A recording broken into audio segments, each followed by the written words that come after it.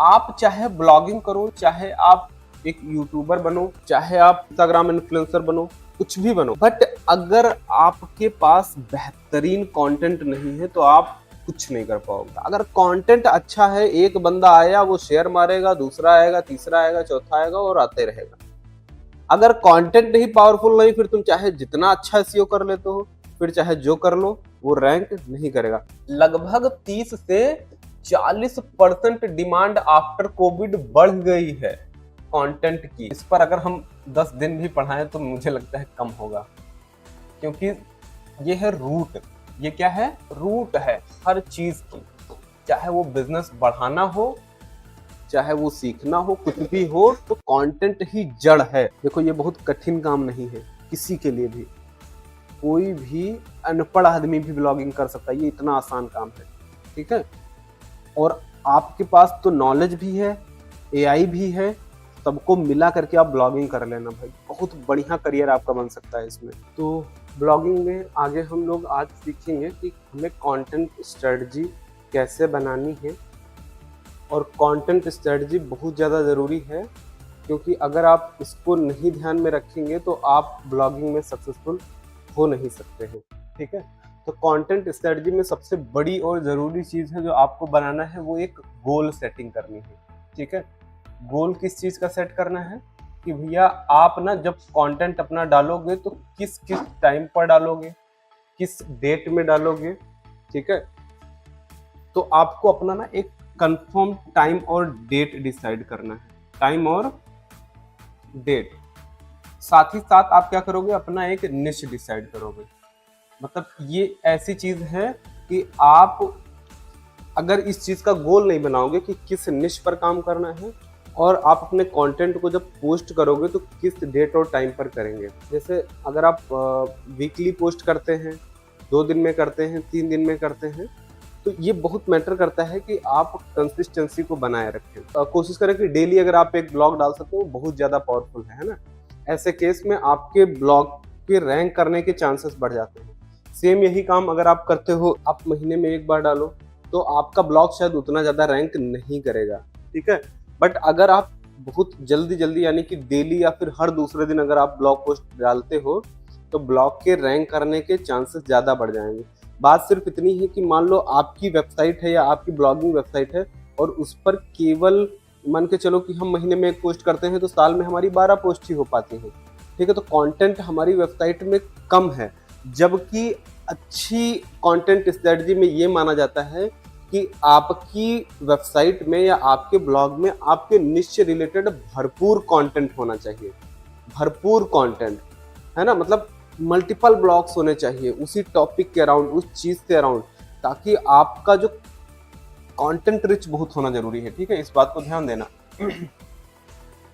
Content rich यानी कि आपकी वेबसाइट में आपके निश से रिलेटेड बहुत सारा कंटेंट होना चाहिए। उदाहरण के तौर पर मान लो हम एक वेबसाइट बनाए हैं या एक ब्लॉगिंग वेबसाइट बनाए हैं जिसमें हम मोबाइल के रिव्यूज डालते हैं। ठीक है, जो नए मोबाइल लॉन्च होते हैं उनके बारे में हम बताते हैं। ठीक है, तो ऐसे केस में अगर साल में हमारे पास 12 पोस्ट है, तो हमारे वेबसाइट पर 12 ही पोस्ट है, मतलब हमारी वेबसाइट में कंटेंट ही नहीं है। लेकिन जितने टाइप के मोबाइल हैं, और जब भी कोई नया मोबाइल लॉन्च होता है, लॉन्च होने वाला होता है, हम उसके बारे में प्रॉपर आर्टिकल लिखते हैं, तो हमारी वेबसाइट में ना बहुत सारी जानकारी हो जाती है। और ऐसे केस में गूगल को ऐसा लगता है कि आप एक जेन्युइन बंदे हो, प्रॉपर कंटेंट की पोस्टिंग करते हो, इसलिए वो आपको ज्यादा पोजीशन देने की कोशिश करता है। उसके बाद में आपको एक काम करना है, वो है ऑडियंस रिसर्च। ऑडियंस रिसर्च करनी है। ठीक है, और अपना एक पर्सोना बनाना है। पर्सोना का मतलब है कि आपके जो रीडर्स हैं उनकी क्या आइडेंटिटी है, उनके क्या बिहेवियर है, वो क्या लाइक करते हैं, उनका क्या इंटरेस्ट है, इस सारी बातों को आपको मद्देनजर रखते हुए आगे अपना कंटेंट को क्रिएट करना है। ऐसा नहीं कि हम कंटेंट बना रहे हैं डिजिटल मार्केटिंग का और उसमें टारगेट हम कर रहे हैं बूढ़े लोगों को, है ना, जो 45 प्लस हैं। तो ज़्यादा चांसेस है कि जो 21 से 35-36 साल की एज वाले बंदे हैं वो डिजिटल मार्केटिंग में ज़्यादा इंटरेस्ट लेते हैं। तो हम उनको टारगेट में ले करके उनके बिहाफ पर बताएं कि आप अपने लाइफ को कैसे सिक्योर कर सकते हो, आप एक अच्छा करियर कैसे बना सकते हो, है ना, ताकि आपका फ्यूचर सिक्योर हो जाए। तो इस तरीके की चीज़ें हम उसमें बताने की कोशिश करते हैं। ऑडियंस रिसर्च भी आपको करनी है कि आपका जो कस्टमर्स हैं वो जो ऑडियंस आपकी आने वाली है वो किस टाइम पर है, किस किस तरह के ब्लॉग्स को पढ़ती है, ठीक है। अगेन ये पर्सोना क्रिएशन का ही पार्ट है, तो इसको भी आप ध्यान में रखेंगे। उसके बाद में आपको क्या करना है, अपनी एक ब्रांड स्टोरी बनानी है, ठीक है। अपनी एक ब्रांड स्टोरी बनानी है। ब्रांड स्टोरी का मतलब कि आपके ब्लॉग में क्या ऐसा यूनिक है, ठीक है, जो दूसरे ब्लॉगर्स में नहीं है। ये बहुत इंपॉर्टेंट है। अगर आपके कंटेंट में वही चीज़ है जो बाकी सारे लोगों में है या उतना भी नहीं है जो और अच्छे अच्छे ब्लॉगर्स में है, तो लोग आपके पास आएंगे क्यों? क्योंकि लोगों के पास है ऑप्शंस भरे पड़े। तो आपको क्या करना है, अपनी एक ब्रांड स्टोरी बनानी है कि यार हम इसी टाइप का कंटेंट देते हैं, हम इस तरीके से चीज़ों को बताते हैं कि आपको अच्छे से समझ में आता है। अपने ब्लॉग में पूरी आपकी ब्रांड स्टोरी झलकनी चाहिए, ठीक है। आपकी यूनिकनेस झलकनी चाहिए, चाहे वो आपके लिखने का तरीका हो, चाहे वो आपकी ब्लॉग में डिज़ाइन का तरीका हो, चाहे कंटेंट को रिप्रेजेंट करने का तरीका हो, चाहे आपके फॉन्ट हो, चाहे उसमें जो आप कलर इस्तेमाल कर रहे हैं, मतलब हर एक चीज़ में आपको एक अपना यूनिकनेस डालनी पड़ेगी, ठीक है, ताकि आपकी यूज़र को वो चीज़ आसानी से समझ में आए और उसको अच्छा लगे। देन उसके बाद आपको क्या करना है, ये कंटेंट स्ट्रेटजी का पार्ट है। देन उसके बाद आपको क्या करना है, कीवर्ड्स एंड एसईओस की रिसर्च करनी है, ठीक है। कीवर्ड एंड एसईओ करना है आपको, ठीक है। आपने जो भी कंटेंट लिखा है उसमें आपको अच्छे से कीवर्ड रिसर्च करनी है, उसके जो भी आप कंटेंट लिख रहे हैं, और उसका अच्छे से एसईओ करना है, ठीक है। देन आपको ये डिसाइड करना है कि यार आप कंटेंट का टाइप क्या डाल रहे हो, ठीक है। जैसे कंटेंट टाइप तो हम नहीं बोलेंगे, बट इसको बोलते हैं कंटेंट फॉर्मेट, ठीक है। फॉर्मेट इन द सेंस, जैसे मान लो हम लोग ब्लॉग पोस्ट लिखते हैं, तो कोई ना सिंपल ऐसे ब्लॉग पोस्ट लिखता है, कोई है ब्लॉग पोस्ट में ब्लॉग के साथ फोटोज डालता है, कोई है ब्लॉग में ब्लॉग के साथ फोटोज एंड वीडियोज डालता है, ठीक है। कभी कभी हम 2 लोग मिल करके ब्लॉग को लिखते हैं, ठीक है। तो आपको ये देखना है कि आपके जो आप कंटेंट लिख रहे हो उसका क्या फॉर्मेटिंग आप रखने वाले हो। फॉर्मेटिंग इंपॉर्टेंट होती है। और फाइनली आपको क्या करना है, एक पोस्टिंग मतलब कैलेंडर बना लेना है, ठीक है। ये पहले से ही आपका बना होगा। इस कैलेंडर में आप क्या करोगे, ये बात डिसाइड करोगे कि हमारा जो पोस्ट है वो किस दिन कौन सी पोस्ट जाएगी, ठीक है। देखो इसमें बहुत ये भी चीज़ें आपको देखनी है कि जब आप कोई ब्लॉग पोस्ट डालो तो उसका ट्रेंड क्या चल रहा है। ऐसा तो नहीं कि वो आपको डालनी अभी थी बट डालो बाद में, या डालनी बाद में थी डाल दो पहले। तो ये भी आपको ध्यान देना है कि जो आप अपना एडिटोरियल कैलेंडर बनाओ, है ना, उस कैलेंडर में आप डिसाइड कर लो पहले ही कि ये वाली पोस्ट हमारी पहले जाएगी। कभी कभी रिलेटेबल पोस्ट भी होती हैं, है ना, कि एक पोस्ट के बाद जब दूसरी जाएगी तो दूसरी वाली ज्यादा समझ में आएगी। सीक्वेंस सीरीज ऑफ पोस्ट होती है। तो ऐसे केस में आपको कैलेंडर पहले से बनाना पड़ेगा। अगर आप कैलेंडर नहीं बनाओगे तो फिर आपकी चीजें मिसमैच हो जाएंगी। तो आप प्रॉपर तरीके से बनाओ कि यार ये पोस्ट इस डेट में जाएगी, ये पोस्ट इस डेट में जाएगी, और क्यों का रीजन आपको तो पता ही होगा, ठीक है। देन फाइनली हम काम करेंगे कंटेंट के डिस्ट्रीब्यूशन एंड प्रमोशन पर, ठीक है। डिस्ट्रीब्यूशन एंड प्रमोशन, ठीक है। यानी कि जो ब्लॉग आपने लिखा है, इस ब्लॉग को आप कैसे प्रमोट कर रहे हैं। इनिशियली तो आपको एक पुश तो देना पड़ेगा ना। उसके लिए आप क्या कर सकते हो, सोशल मीडिया पर आप बहुत सारे ग्रुप्स मिल जाते हैं आपको, वहां पर अपना शेयर कर सकते हो ब्लॉग पोस्ट, है ना। रेलेवेंट ग्रुप में, ऐसा नहीं कि किसी ग्रुप में डाल दिया, रेलेवेंट ग्रुप। अगर डिजिटल मार्केटिंग से रिलेटेड आप कंटेंट लिख रहे हो तो डिजिटल मार्केटिंग से रिलेटेड ग्रुप्स को आपको ज्वाइन करके उसमें आप अपनी ब्लॉग पोस्ट को शेयर कर सकते हो, ठीक है। आप अपने व्हाट्सएप के स्टोरी या स्टेटस में लगा सकते हो, इंस्टाग्राम या फेसबुक, और आपके सारी जगह पर सेम ब्रांड के नाम से आपको चैनल अकाउंट्स क्रिएट कर लेने हैं, और हर जगह पर आप एक ही कंटेंट को लेकर के प्रमोशन करेंगे, ठीक है। अगर आपके पास कोई इन्फ्लुएंसर है शुरुआत में, आप उसको रीच आउट कर सकते हो। आपके नॉलेज में अगर कोई बंदा ऐसा है जो उस इंडस्ट्री से है जिससे आपको थोड़ा सा पुश मिल सकता है, तो उससे आप कांटेक्ट करके और अपने प्रमोशंस को ध्यान में रख सकते हैं। इनिशियल स्टार्ट करने के लिए आप थोड़ा सा एड्स वगैरह भी रन कर सकते हैं। अगर आपको फेसबुक ऐड और गूगल ऐड चलाना है तो वो भी आप चला सकते हैं। ठीक है, तो ये तो हो गया हमारी कि क्या कंटेंट की स्ट्रेटजी होनी चाहिए ताकि हम ब्लॉगिंग में सक्सेस को जल्दी अचीव कर सके। उसके बाद हम लोग बात करते हैं कि कंटेंट का ना क्या इम्पोर्टेंस है, क्यों हम हमेशा कंटेंट की ही बात करते हैं, क्यों हम हमेशा इम्पोर्टेंस क्या है इसकी, क्या महत्व है इसका, इम्पोर्टेंस ऑफ कंटेंट। ठीक है, तो देखो ये तो हम सबको पता है कि ना कि कंटेंट क्या है। ऐसा बोला जाता है कंटेंट इज किंग, कंटेंट ही राजा है।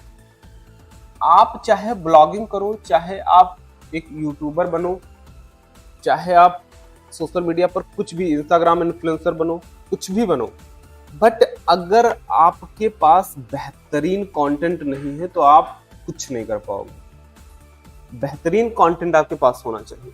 ठीक है, सबसे अलग कंटेंट होना चाहिए। अब कंटेंट में आपको क्या क्या ध्यान देना है, एक तो कंटेंट की क्वालिटी अच्छी होनी चाहिए। ऐसा नहीं घिसा पिटा कंटेंट, पुराना content, outdated content, irrelevant content. Content कैसा, एकदम क्वालिटी वाला कि जो यूजर को चाहिए एग्जैक्टली हमको वही देना है और उसको सिंपल वे में देना है। कंटेंट कैसे देना है, सिंपलिसिटी का ध्यान रखना है आपको। ठीक है, सिंपलिसिटी का ध्यान देना। ऐसा नहीं कि कंटेंट को बहुत ही ज्यादा, एक होता किस फॉर्मूला, किस फॉर्मूला आपने सुना है, keep it super simple, keep it super simple. ठीक है, मतलब इतना ज्यादा सिंपल करो कि वो चीज एक बच्चा भी पढ़े तो उसको समझ में आए, एक अनपढ़ भी पढ़े तो उसको समझ में आए। राइट, जब आप इतना सिंपल किसी कठिन चीज को कर दोगे ना तो वो ना चाह करके भी देखने की इच्छा जाहिर करेगा। ठीक है, तो कंटेंट किंग है और इसमें आपको क्वालिटी पर फोकस करना है कि जब भी आप कोई कंटेंट दे तो दूसरों की अपेक्षा में बहुत ज्यादा पावरफुल हो। आप अच्छे से अपने कंटेंट की रिसर्च करें, अच्छे से उसकी नॉलेज इकट्ठा करें, अच्छे से उसकी आउटलाइनिंग करें, देन उसके बाद में आप उसको डिलीवर करें। सिंपलिसिटी का ध्यान रखना है और आपको ध्यान रखना है यूनिकनेस का। ठीक है, अगर ये सारी चीजें हैं तो इसका मतलब आपका कंटेंट कैसा है, बढ़िया है। तो कंटेंट का आप ये मान के चलो कि 80 to 90% रोल होता है।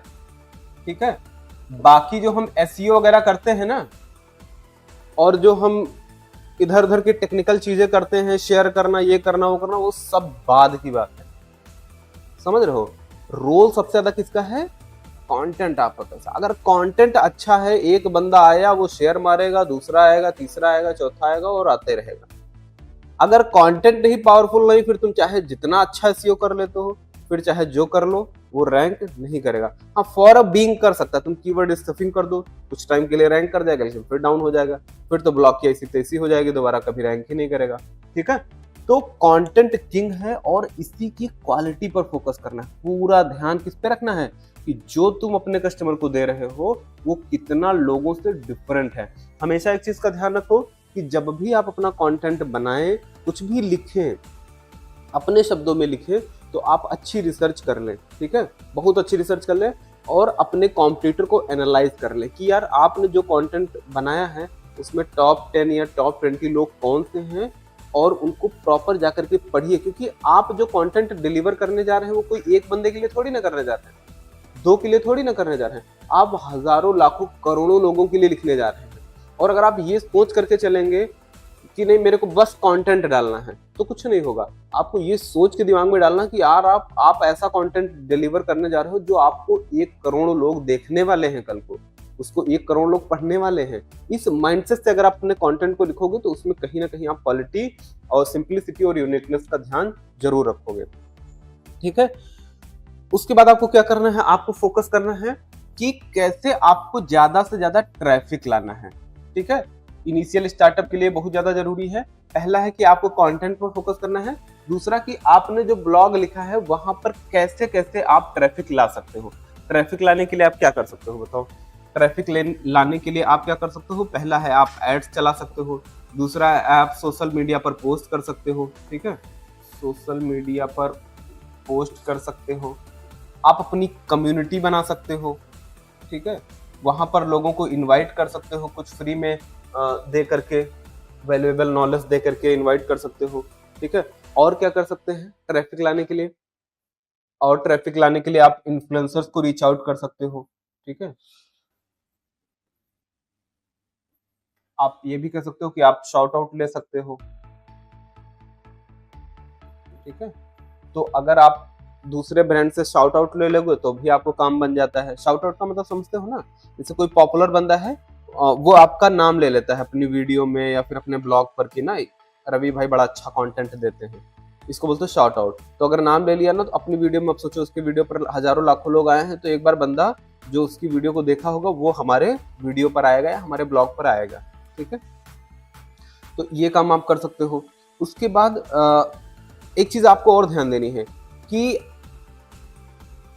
जब भी आपको लीड जनरेशन करना है, मेरी बात ध्यान से समझो, कि कंटेंट एक ऐसी चीज है जिससे दुनिया में सबसे ज्यादा लीड्स और कस्टमर को जनरेट किया जाता है। यानी कि ये आपका मेन ड्राइवर है। क्या है? मेन ड्राइवर है फॉर किसके लिए? Main driver for lead generation, Leeds and customers. बात समझ में आई? तो अगर आपको लीड्स जनरेट करनी है और कस्टमर्स जनरेट करने हैं, तो उसके लिए कंटेंट मेन ड्राइवर है। बहुत बड़ा महत्व है कंटेंट का। अगर आपके पास अच्छा कंटेंट नहीं होगा तो ये मान के चलो कि आप अच्छी लीड्स नहीं जनरेट कर सकते हो। लेकिन अगर आपके पास बहुत बेहतरीन कंटेंट है तो आपके पास ऑटोमेटिकली बहुत सारी लीड्स आना शुरू हो जाएंगी।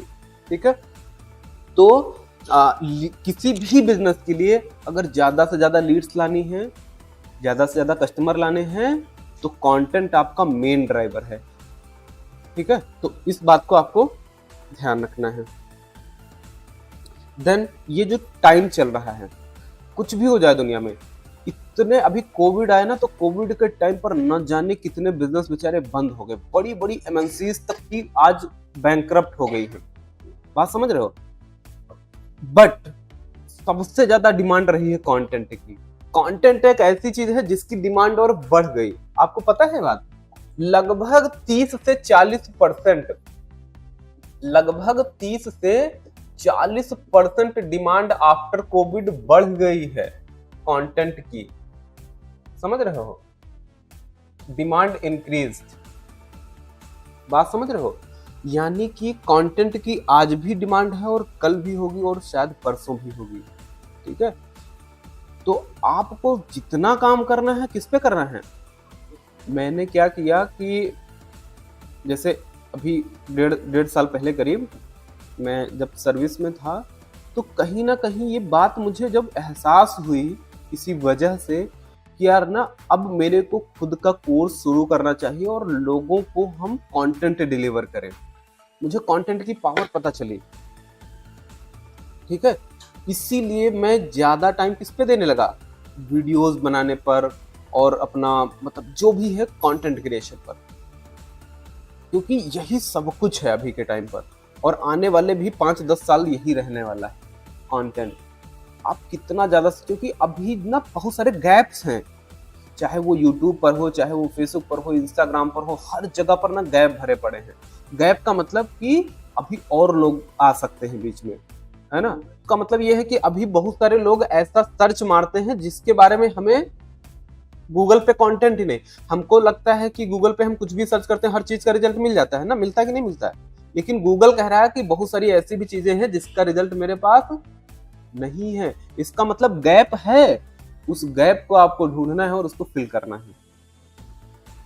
तो अगर आप सभी लोग बहुत ध्यान से सुनो, अगर आप बिजनेस बढ़ाना चाहते हो, चाहे आप अपनी पर्सनल आइडेंटिटी बनाना चाहते हो, चाहे आप लीड जनरेट करना चाहते हो, चाहे आप पैसा कमाना चाहते हो, कुछ भी करना चाहते हो, उसके लिए आपको क्या करना पड़ेगा? कंटेंट बनाना पड़ेगा। कंटेंट आप किस फॉर्म में बनाते हो ये आपके ऊपर निर्भर है। आप ब्लॉगिंग करो, आप यूट्यूबर बनो, आप इंस्टा पे पोस्ट डालो, जो करना है करो, बट रेगुलर और कंसिस्टेंसी से करो। और मेरा मानना यह है कि ओमनी प्रेजेंस बनाओ, यानी कि हर जगह पर जाओ, ब्लॉगर भी बनो, एफिलिएट मार्केटर भी बनो, डिजिटल मार्केटर भी बनो, यूट्यूबर भी बनो, इंस्टा, क्योंकि आपका काम तो वही है भैया, आप काम तो वही कर रहे हो ना। अगर आप ब्लॉग लिखोगे, उसी ब्लॉग को वीडियो फॉर्म में कन्वर्ट कर दो, जो चीज आपने लिखी उसको वीडियो में बोल के बता दो, वीडियो बन गई, उसी की पोस्ट बना के इंस्टाग्राम पे रील डाल दो शॉर्ट में, जो जो जो चीज आपने बताई उसको शॉर्ट में बना के एक मिनट में उसकी रील बना दो।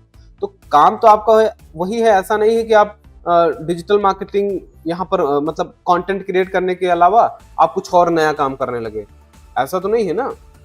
तो आपका काम वही है, तो आप ऐसा कर सकते हो कि सब जगह पर जा सकते हो। और कंटेंट तो आपको बनाना पड़ेगा अगर आप सफलता चाहते हो। अगर आप नहीं बनाओगे तो यकीन मानो फिर तब धरा का धरा रहेगा, कितनों सीख लो, किसी काम का नहीं रहेगा। अगर काम भी करोगे तो दूसरे के लिए करोगे, फिर अपने लिए नहीं कर पाओगे।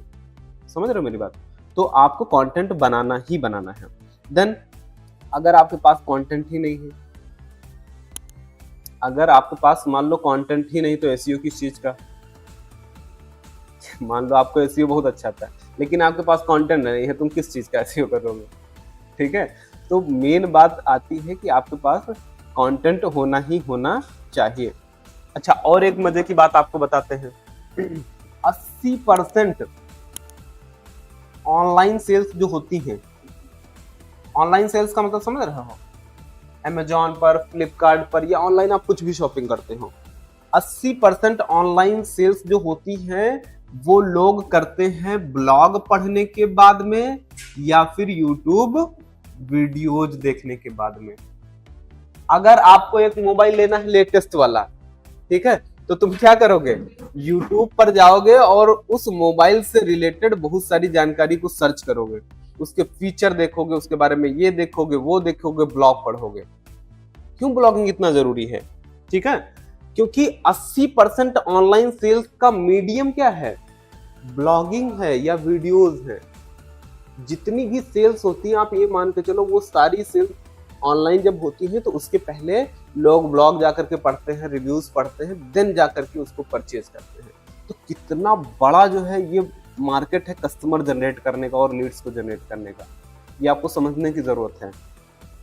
ठीक है, और एक चीज और ध्यान देनी है कि अगर आप ब्लॉगिंग करते हो या अगर आप अपना ब्लॉग लिखते हो, तो ब्लॉग में ये एड से भी ज्यादा पावरफुल होता है। अगर आप किसी चीज की एड बनाओ कि यार ये मेरा ना डिजिटल मार्केटिंग का कोर्स ले लो, सपोज करो हम एड बनाते हैं, लेकिन अगर यहीं पर हम एक फुल टाइम ब्लॉगिंग करने लगे और इसमें डिजिटल मार्केटिंग से रिलेटेड चीजें ब्लॉग्स में सिखाने या बताने लगे, तो मेरे पास और कहीं ज्यादा ट्रैफिक आएगा और कहीं ज्यादा मेरी रीच बढ़ेगी और ज्यादा मेरे को रिजल्ट मिलेगा। ठीक है, तो ये एड से भी ज्यादा पावरफुल चीज है जिसको आपको ध्यान में रखना है। और एक चीज समझो, मैं आपको ये बता रहा हूं कि ब्लॉगिंग का क्या महत्व है, सॉरी कंटेंट का क्या महत्व है। ठीक है, अगर आपको लगता है जैसे आप लोग ब्लॉगिंग करते हो, तो ब्लॉगिंग के लिए बहुत बार आप ना कंफ्यूज होते हैं कि ब्लॉगिंग हिंदी में करें, इंग्लिश में करें, किस लैंग्वेज में करें। तो पहली चीज आपको ये ध्यान देनी कि ब्लॉगिंग होनी चाहिए सिंपल।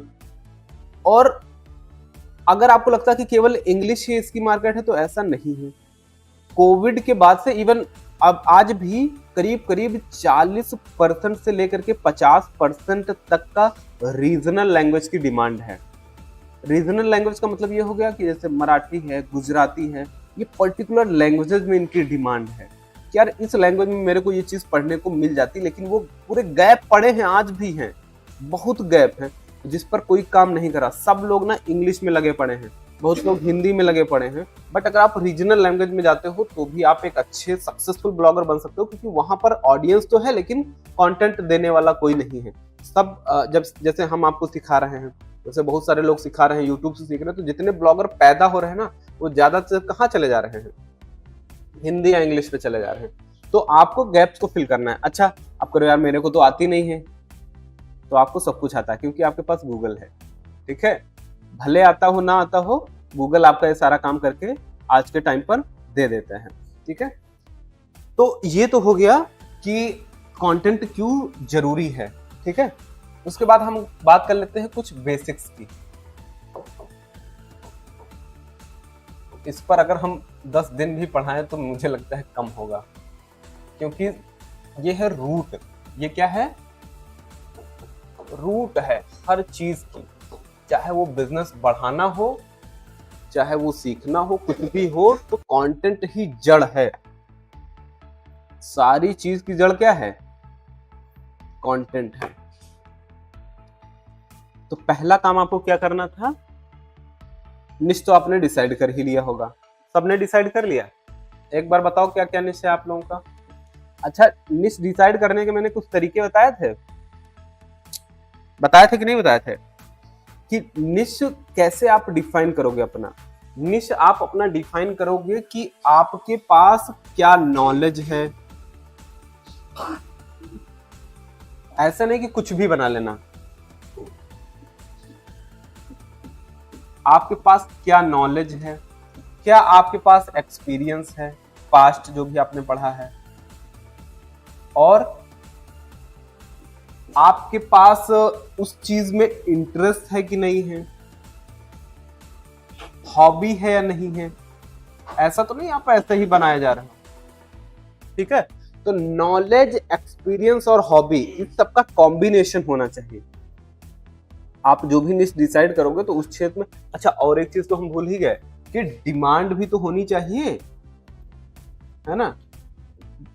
अब हमको आती है ना ऐसी कला आती है जो मान लो बहुत पुरानी हो चुकी है, आउटडेटेड है, और उसकी डिमांड है ही नहीं, तो उसका कोई महत्व नहीं होगा। अच्छा, इसकी बात से मुझे एक बात ध्यान आई कि आजकल ना ऑनलाइन खटिया बहुत बिक रही है। खटिया जानते हैं? पलंग जो पहले गांव में बनता था, और कितने की बिक रही है आपको पता है? 50 से लेके 60,000 रुपए की। ये बात किसको पता है? यूएस में बहुत सारे लोग ई कॉमर्स के थ्रू खटिया बेच रहे हैं, और खटिया की कीमत है 50 से लेके 60,000 रुपए, और बहुत बिक रही है।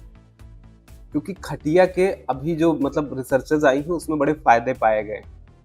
हालांकि अपनी चीज, हर चीज फायदेमंद है, बट बाद में समझ में आती है साइंटिस्ट को, पता नहीं किस वजह से। बट अभी ना उसके बड़े फायदे नजर आए। उसमें लेटने से ना आपको बहुत बेहतरीन नींद आती है, आपको बीमारियां बहुत कम होती हैं, क्योंकि उससे आपका एक्वा प्रेशर वाला, जो आपने देखा होगा ना, लेटोगे तो आपको पूरा निशान पड़ जाता है, तो पूरी बॉडी की एक्वा प्रेशर मसाज हो जाती है। ठीक है, तो उसके ना अलग अलग जिसको बीमारियां हैं वो ठीक होने लगती हैं। तो ऐसे बड़े बड़े फायदे, आपकी कमर दर्द और ये सारी बीमारियां ठीक हो जाती हैं। ठीक है, तो अब उनके फायदे नजर आए हैं, तो अब चीजें वो जो है डिमांड कर रहे हैं हमारी सारी चीजों की। और ऑनलाइन ना इस पे मैं वीडियो देखा था, उसके बेसिस पर ये बात बता रहा हूँ किसी बंदे का। तो मतलब मेरे को देख के हैरानी हो गई यार। है, आप जाना गूगल करके देखना एक बार। ठीक है। अच्छा, और देख, आपको ध्यान देना है एक चीज, देखो कि आपको ना, जो अभी मैंने बताया था कि सिंप्लिसिटी पर फोकस करना है। सिंप्लिसिटी का मतलब आपको किस फॉर्मूले को नहीं भूलना है। किस फॉर्मूला पता है ना? ये वो वाला किस नहीं है जो आप समझ रहे हो। इसका मतलब है कीप इट सुपर सिंपल। ठीक है, आप अपने ब्लॉग को बहुत ज्यादा ही सिंपल रखेंगे, बहुत ज्यादा डिफिकल्ट नहीं रखेंगे, और ऐसा रखना है कि वो कोई बिल्कुल अज्ञानी आदमी पढ़े उसको भी समझ में आए, ज्ञानी आदमी पढ़े उसको भी समझ में आए, क्योंकि आपको अपनी ऑडियंस को बढ़ाना है, उसकी रीच को बढ़ाना है। आपने ऐसे बहुत सारे यूट्यूबर को देखा होगा जिन्होंने कंटेंट की रीच को केवल इस बेसिस पे बढ़ा दिया क्योंकि वो ज्यादा लोगों को कनेक्ट कर पा रहे थे, जैसे doctor Vivek Bindra sir, doctor ये संदीप माहेश्वरी, डॉक्टर उज्जवल पाटनी, राहुल मलोधिया। इन लोगों ने कंटेंट को किस लिए कर पाए? क्योंकि कठिन चीज को ऐसा आसान बना दिया कि नॉर्मल सबको समझ में आने लगी। ठीक है, इसी वजह से इन लोगों को इतना बढ़िया रीच मिल गई। तो आपको अपनी ऑडियंस बढ़ाने पर फोकस करना है, और आपको क्या ध्यान देना है कि आपको एक्यूरेट, बहुत ज्यादा एक्यूरेट, ठीक है, accurate and latest information share करनी है। एक्यूरेट एंड लेटेस्ट इंफॉर्मेशन, गलतियां ना के बराबर करनी है, करना ही नहीं है। क्योंकि आपको पढ़ने वाले लोग लाखों करोड़ों लोग हैं। अगर आप एक भी गलती करोगे तो वो नोटिस करी जाएगी। इस माइंडसेट से आपको अपने ब्लॉग्स को लिखना है। और इन्फॉर्मेशन कैसी देनी है? लेटेस्ट इन्फॉर्मेशन देनी है। ऐसा नहीं कि उस चीज के बारे में बहुत आउटडेटेड चीजें आप बता रहे हो। हाँ, वो अभी हम कंटेंट जब लिखना सीखेंगे ना तब बता देंगे आपको। ये भी कंटेंट होता है 3 तरह का। एक होता है पिरामिड स्ट्रक्चर, एक होता है कि इन्वर्ट पिरामिड स्ट्रक्चर, एक होता है उसको क्या बोलते हैं, हेक्सागोनल क्या बोलते हैं, पॉलीगन, पॉलीगन स्ट्रक्चर। 3 तरह के स्ट्रक्चर होते हैं कंटेंट लिखने के, ठीक है। तो उससे ये हमें डिफाइन करना है कि जैसे जो आपका पहला मैंने कौन सा बताया, पिरामिड। पिरामिड स्ट्रक्चर में आपको 8 से 1000 वर्ड लेने हैं। इन्वर्टेड पिरामिड स्ट्रक्चर में आपको करीब 800 वर्ड या उससे कम लेने हैं। और जो आप पॉलीगन लोगे उसमें आप 1500 प्लस वर्ड्स लोगे। तो जब आप ब्लॉगिंग में अंदर घुसोगे ना तो आपको बहुत सारी चीजें बाद में पता चलती हैं, ठीक है, कि किस टाइप के आपको स्ट्रक्चर को लेके चलना है।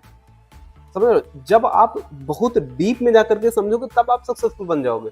ऐसे तो ब्लॉगिंग सभी लोग कर रहे हैं, ठीक है, ऐसे तो ब्लॉगिंग सभी लोग कर रहे हैं, लेकिन अगर आप प्रॉपर उनकी स्ट्रक्चरिंग नहीं समझोगे, उसके टेक्निकल चीजों को जो बैकएंड में चलती है, जिनको लोग बताते नहीं, पढ़ाते नहीं है, वो बात भी आपको समझनी है, ठीक है। अभी हम आपको सारी चीजें बताएंगे, दिखाएंगे, तब आपको पता चलेगा। और आपको क्या देना है कि फैक्ट और फिगर्स पे ध्यान देना है। जब भी आप अपने मतलब ब्लॉग आप जो लिखें, ठीक है, तो बहुत बार उसमें कोई फैक्ट की बात करेंगे या किसी फिगर की बात करेंगे तो वो बहुत एक्यूरेट हो।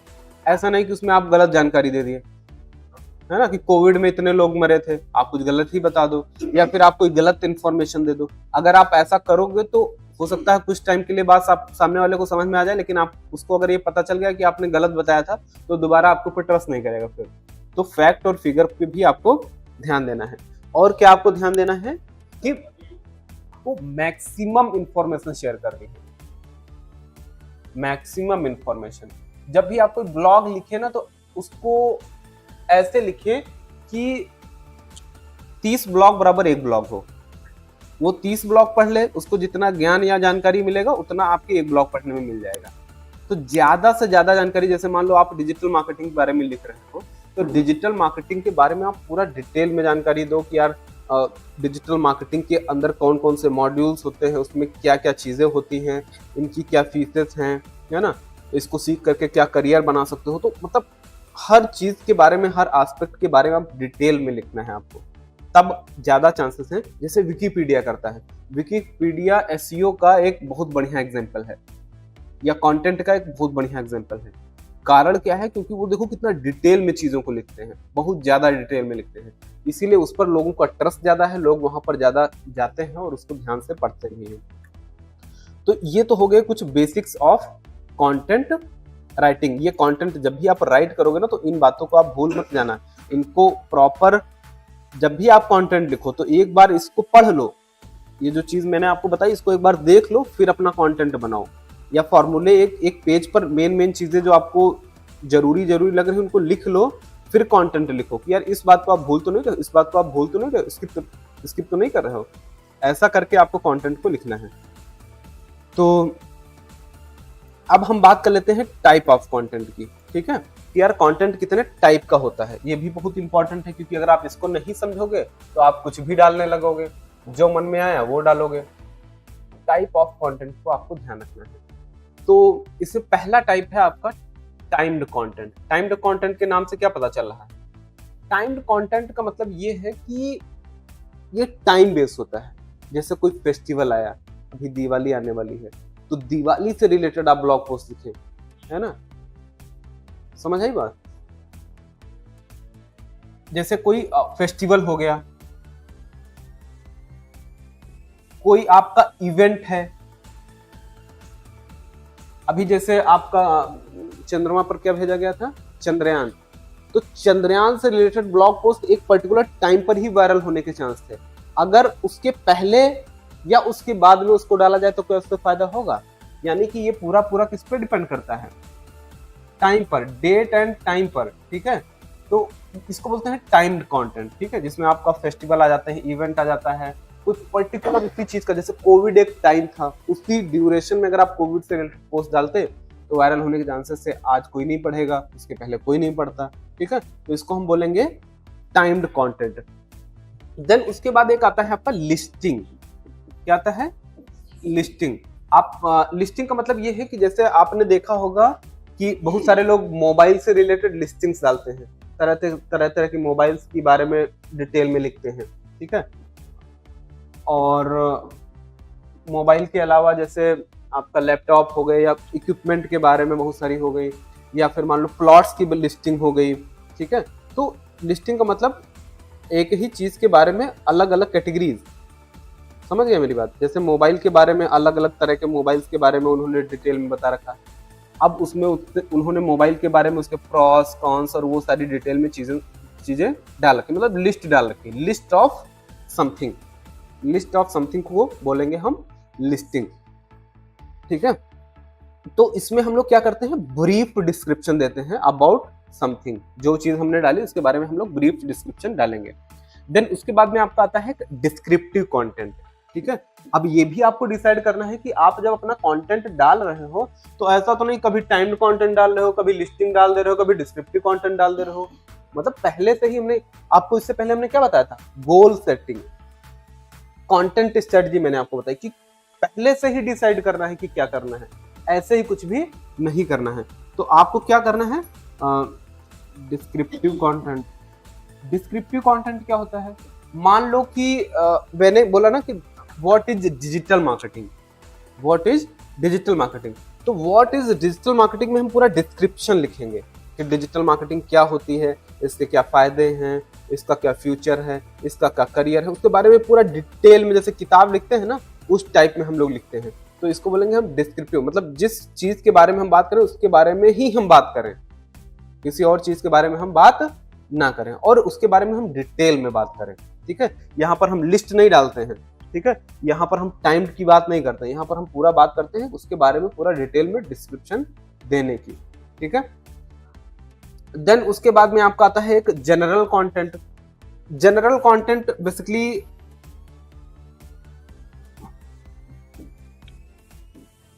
जनरल कंटेंट आपका यूजफुल होता है गैप्स को फिल करने के लिए। जैसे मान लो कि आपने कंटेंट स्ट्रेटजी अपनी बना ली कि यार इस दिन हम ये पोस्ट करेंगे, इस दिन ये पोस्ट करेंगे, लेकिन एक दिन आपका ऐसा आया जिस दिन आपके पास पोस्ट ही नहीं थी, उस दिन तुम उठा के जनरल कंटेंट डाल दोगे। उसके बाद आता है आपका एजुकेशनल कंटेंट। तो एजुकेशनल में आप क्या करते हो, बेसिकली लोगों को कुछ ना कुछ पढ़ाते हो, है ना, फॉर एजुकेशन पर्पज। तो ऐसे बहुत सारे ब्लॉग आप लिखते हैं, आप लिख सकते हैं। जैसे पर्टिकुलर अगर आप इंजीनियरिंग के बारे में लिखना चाहें, आईआईटी के बारे में, ठीक है, नीट के बारे में, लोगों को कुछ एजुकेशन देना चाहें, नॉलेज देना चाहें अबाउट समथिंग, सिखाने के पर्पज से, उनको सिखाने के पर्पज से, तो इसको हम बोलेंगे एजुकेशनल कंटेंट, ठीक है। तो ये कुछ कंटेंट के टाइप हैं, पॉपुलर और इम्पोर्टेंट, जिसमें से आपको एक लेकर के चलना है, सब कुछ नहीं लेना है। आपको ये देखना है कि आपके निश के रिलेवेंट कौन सा है, उसको लेकर के चलना है। और जब आपके पास कुछ नहीं हुआ तो आप जनरल कंटेंट डाल देना। जनरल कंटेंट में आप क्या कर सकते हो, मतलब कस्टमर को इंगेज रखने के लिए और गूगल को ये बताने के लिए कि भैया मैं कंसिस्टेंट हूँ, ठीक है। तो आप कुछ ऐसी पोस्ट बना करके डाल सकते हो जिससे आपका कस्टमर, मान लो आप नहीं डाल पाए उस दिन कंटेंट, तो आप अपना एक वो पर्टिकुलर जनरल कंटेंट डाल दो जिसमें आप कुछ भी अपने बारे में बात कर सकते हो या अपने प्रोडक्ट के बारे में बात कर सकते हो, उस टाइप की वीडियोस आप डाल सकते हैं, ठीक है। देन चलो अब हम बात कर लेते हैं कंटेंट की स्टाइल्स की, यानी कि कंटेंट की स्ट्रक्चर के बारे में, जिसके बारे में मैंने अभी आपको बताया था। इन्वर्टेड वाला तो हमको समझ में आ रहा है। इन्वर्टेड वाला बेसिकली ज्यादातर ना न्यूज वाले डालते हैं। वो क्या करेंगे, जबरदस्त सी हेडलाइन लिखेंगे, बहुत ही ज्यादा पावरफुल हेडलाइन, कुछ भी लिख देंगे हेडलाइन में, ताकि मेन उनका खेल हेडलाइन से ही होता है, ताकि आप उनके कंटेंट को पढ़ो। ये थोड़ा सा कम कंटेंट होता है इसमें, 500 लाइन 800 लाइन ऐसे करके होता है, मतलब लाइन नहीं सॉरी वर्ड, ठीक है। तो इसमें ये क्या करेंगे कि यहाँ पर आप देख सकते हो ग्रैब अटेंशन, मतलब अटेंशन ग्रैब करने के लिए आपको एक पावरफुल चीज देंगे, पावरफुल हेडलाइन देंगे या पावरफुल लाइन लिख देंगे। उसके बाद बुल्ड एंटीसिपेशन, और फाइनली ये डालते हैं कॉल टू एक्शन। तो न्यूज वाले तो कॉल टू एक्शन डालते नहीं है, लेकिन जो लोग ब्लॉगिंग करते हैं तो ब्लॉगिंग में वो फाइनली अपना कॉल टू एक्शन यानी कि कंक्लूजन नहीं डालते, कंक्लूजन डाला और नीचे लिख दिया कि if you want to something go with this, और अपना कॉल टू एक्शन डाल दिया कि जो वो काम करवाना चाहते थे, लिंक पे क्लिक करवाना, चाहे एफिलिएट मार्केटिंग करना, जो भी करवाना चाहते थे वो ये कर सकते हैं। यहाँ पर आप और भी देख सकते हैं मोस्ट न्यूज वर्दी इन्फो, मतलब हेडिंग में डाल देंगे मोस्ट न्यूज वर्दी। इसमें आपका आता है क्वेश्चन मार्क। 7 तरह के क्वेश्चन होते हैं, who, why, when, how, where and when, how. ठीक है, तो इन क्वेश्चन से रिलेटेड वो आपको डालेंगे सस्पेंस में, इन क्वेश्चन से रिलेटेड वो डालेंगे आपको सस्पेंस में, ताकि आप उनके कंटेंट को पढ़ो। देन बीच में वो डालते हैं इंपॉर्टेंट डिटेल्स, थोड़ा सा डिटेल जानकारी देंगे उसके बारे में। देन फाइनली वो डालते हैं कॉल टू एक्शन। तो इस तरह की ब्लॉगिंग को हम लोग बोलेंगे इन्वर्टेड पिरामिड। ठीक है, और पिरामिड में क्या होता है, जस्ट इसका अपोजिट हो जाएगा। वहां पर पहले आपको थोड़ा सा कम मतलब जानकारी मिलती है, उसके बाद में वो धीरे धीरे क्या करते हैं और डिटेल चीजें आपको एक्सप्लोर करते बताते चले जाते हैं। तो इसको बोलेंगे हम पिरामिड स्ट्रक्चर। देन आपका एक आता है पॉलीगन स्ट्रक्चर। इन सबके फोटोज वगैरह तो शायद नहीं मिल पाएंगे, बट हम आपको ऐसे ही बता देते हैं। तो जो पिरामिड स्ट्रक्चर होता है उसमें आप 1000 से 1200 कीवर्ड भी ले सकते हैं।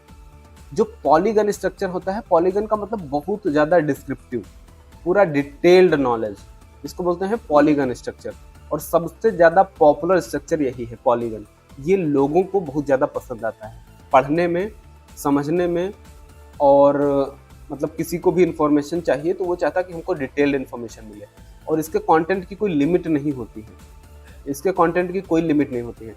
1500 प्लस वर्ड्स कितना भी आप ले सकते हो। कभी कभी आप 3000, 4000, 5000, 7000, 8000 वर्ड्स भी ले सकते हो, डिपेंड करता है तुम्हारा कंटेंट कैसा है। वैसे इतना हर केस में नहीं होता है, 3000 सफिशिएंट है, बट 3000 के ऊपर तब जाता है जब आपका एजुकेशनल कंटेंट हो। जैसे मान लो हम नीट में किसी टॉपिक पे बारे में बात कर रहे हैं, ठीक है, कि व्हाट इज लिविंग वर्ड, तो अब उसके बारे में हमारा कंटेंट ही इतना है कि वो 5000 का वर्ड का जा रहा है, तब तो देना ही पड़ेगा ना। ऐसे केस में आप डाल सकते हो। अदरवाइज 1500 से लेकर 3000 वर्ड के बीच पॉलीगन स्ट्रक्चर लाई करता है। और इसमें हम किसी भी चीज के बारे में जब बात करते हैं तो हर क्षेत्र की बात करते हैं, हर एरिया की बात करते हैं। ठीक है, जैसे अभी मैंने डिजिटल मार्केटिंग का बात करी थी, तो वो एक पॉलीगन स्ट्रक्चर स्टाइल में जा सकता है। ठीक है, ये मेरे सारे वीडियोस कौन से हैं, वो पॉलीगन में कहाँ है। पॉलीगन का मतलब सब कुछ। अगर मैंने एक चीज का पर्टिकुलर कोर्स ही बना दिया कि यार पूरा डिटेल में हर एक चीज बता दी इस चीज के बारे में, वो हाँ यूट्यूब पर आप कर सकते हो, पूरी वीडियो डिटेल में आ जाती है। ठीक है, तो ये कुछ चीजें हैं जो आपको पहले से डिसाइड कर लेनी है, देन उसके बाद में आपको अपनी ब्लॉगिंग शुरू करनी है। अभी इसमें और भी बहुत सारी चीजें, बट हम थोड़ा थोड़ा डेली देंगे। एक दिन में पढ़ाएंगे ना तो आपको समझ में नहीं आएगा, आप बोर भी हो जाओगे। तो आज इतना ही, कल फिर कुछ और भी बताएंगे, और आगे आज हम थोड़ा सा प्रैक्टिकल कर लेते हैं। ठीक है, कि जब आप अपने कंटेंट की रिसर्च करोगे तो कैसे करोगे। ठीक है,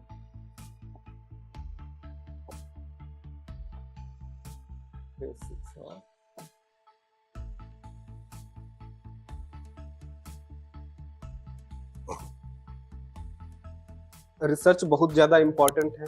मैं हमेशा कहता हूं, रिसर्च करने से आपका ज्ञान बढ़ेगा, आपको कंटेंट के आइडियाज आएंगे। अगर आप अपनी नॉलेज को बढ़ाना चाहते हो खुद की, तो आप रिसर्च जरूर करिएगा। अगर आपके अंदर आइडियाज की कमी है, आइडियाज की कमी का मतलब ये है कि जब मान लो मैं कहूँ कि आप एक वीडियो बनाओ, तो आप कहोगे सर क्या बनाएं, सर क्या लिखें, सर क्या करें। तो ये सब क्या के आंसर को आप यहाँ से कर सकते हो रिसर्च से। ठीक है, यानी कि अगर आपको आइडियाज नहीं आते हैं, अच्छे आइडियाज, तो आपका मतलब ये है कि आप रिसर्च नहीं कर रहे हो। आप जिस भी निश में काम कर रहे हो, अगर उस निश के रिलेटेड आपको कंटेंट आइडियाज नहीं आ रहे हैं, तो इसका सीधा सा मतलब है कि आप रिसर्च नहीं कर रहे हो। ठीक है, अब रिसर्च करने में क्या कर सकते हो, आप रिलेटेड ब्लॉग्स को पढ़ सकते हो, रिलेटेड वीडियोस को देख सकते हो, रिलेटेड जो इंस्टाग्राम पर अकाउंट है या वेबसाइट्स उनको जा करके विजिट कर सकते हो। उनको ध्यान से देखो कि वो लोग क्या कर रहे हैं, क्यों कर रहे हैं, कैसे कर रहे हैं। अगर आप इन क्वेश्चंस के आंसर करते जाओगे तो रिसर्च आपकी ऑटोमेटिक बेहतरीन होती चली जाएगी। ठीक है। रिसर्च करते टाइम कुछ चीजों को आपको ध्यान रखना है, जैसे ये कि जब आप रिसर्च करें, जब भी आप रिसर्च करें ना, तो आप रिसर्च करते टाइम ना बहुत ही ट्रस्टेड वेबसाइट से ही रिसर्च करें। ठीक है, ट्रस्टेड साइट से ही रिसर्च करें। ऐसा ना हो कि आपने किसी नॉर्मल ब्लॉगर या जो स्टार्ट कर रहा था या जो छोटे मोटे ब्लॉगर हैं वहां पर जाकर के, क्योंकि ब्लॉग तो सारे लोग लिख रहे हैं, तो वहां से जा करके आप फैक्ट और फिगर्स को मत उठाइए, वहां से आप ज्यादा ज्ञान मत लीजिए। ठीक है, हो सकता है वो बंदा गलत हो सकता है उसका फैक्ट गलत हो सकता है उसकी चीज गलत हो, क्योंकि वो आपसे भी गया गुजरा हो सकता है। ठीक है, तो आप क्या करिए, ट्रस्टेड वेबसाइट। अब ट्रस्टेड वेबसाइट में जैसे क्या होती है, जैसे जैसे कोई गवर्नमेंट की वेबसाइट है, कोई बुक बताती है कि ऐसे है। ठीक है, जैसे कोई न्यूज की पॉपुलर वेबसाइट है। ठीक है, तो ये लोग जो डेटा उठाते हैं, इनकी पूरी टीम होती है रिसर्च की, ये फैक्ट पे बात करते हैं, मतलब जो डिटेल डालेंगे ना उसको फैक्ट में रिटर्न में डालेंगे, ऐसे नहीं कुछ भी डाल देंगे। न्यूज की वेबसाइट है, और आपने देखा होगा बहुत सारी प्राइवेट कंपनियां हैं, जैसे आपका WHO है।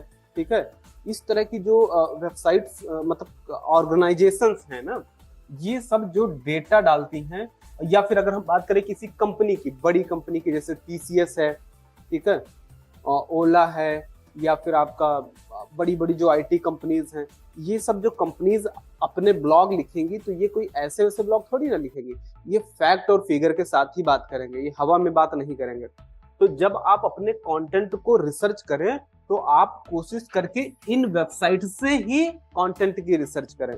अगर आप YouTube पर जाते हैं, मान लो YouTube से आप वीडियो देख करके रिसर्च कर रहे हैं, तो आपको ये पता होना चाहिए कि सामने वाला बंदा कितना ईमानदार है डेटा के मामले में, उसके कंटेंट में कोई गलती नहीं हो सकती है। अगर आपको इस बात का भरोसा है तभी आप उसके डेटा को लीजिए, और इवन उसको भी लेने के बाद एक बार वेरीफाई करिए, क्योंकि सारा खेल है ट्रस्ट का। अगर आपका ट्रस्ट आपकी ऑडियंस के साथ टूट गया ना, तो फिर कोई भी चीज ग्रो नहीं करेगी, और ग्रो की होगी तो वो भी नीचे चली जाएगी।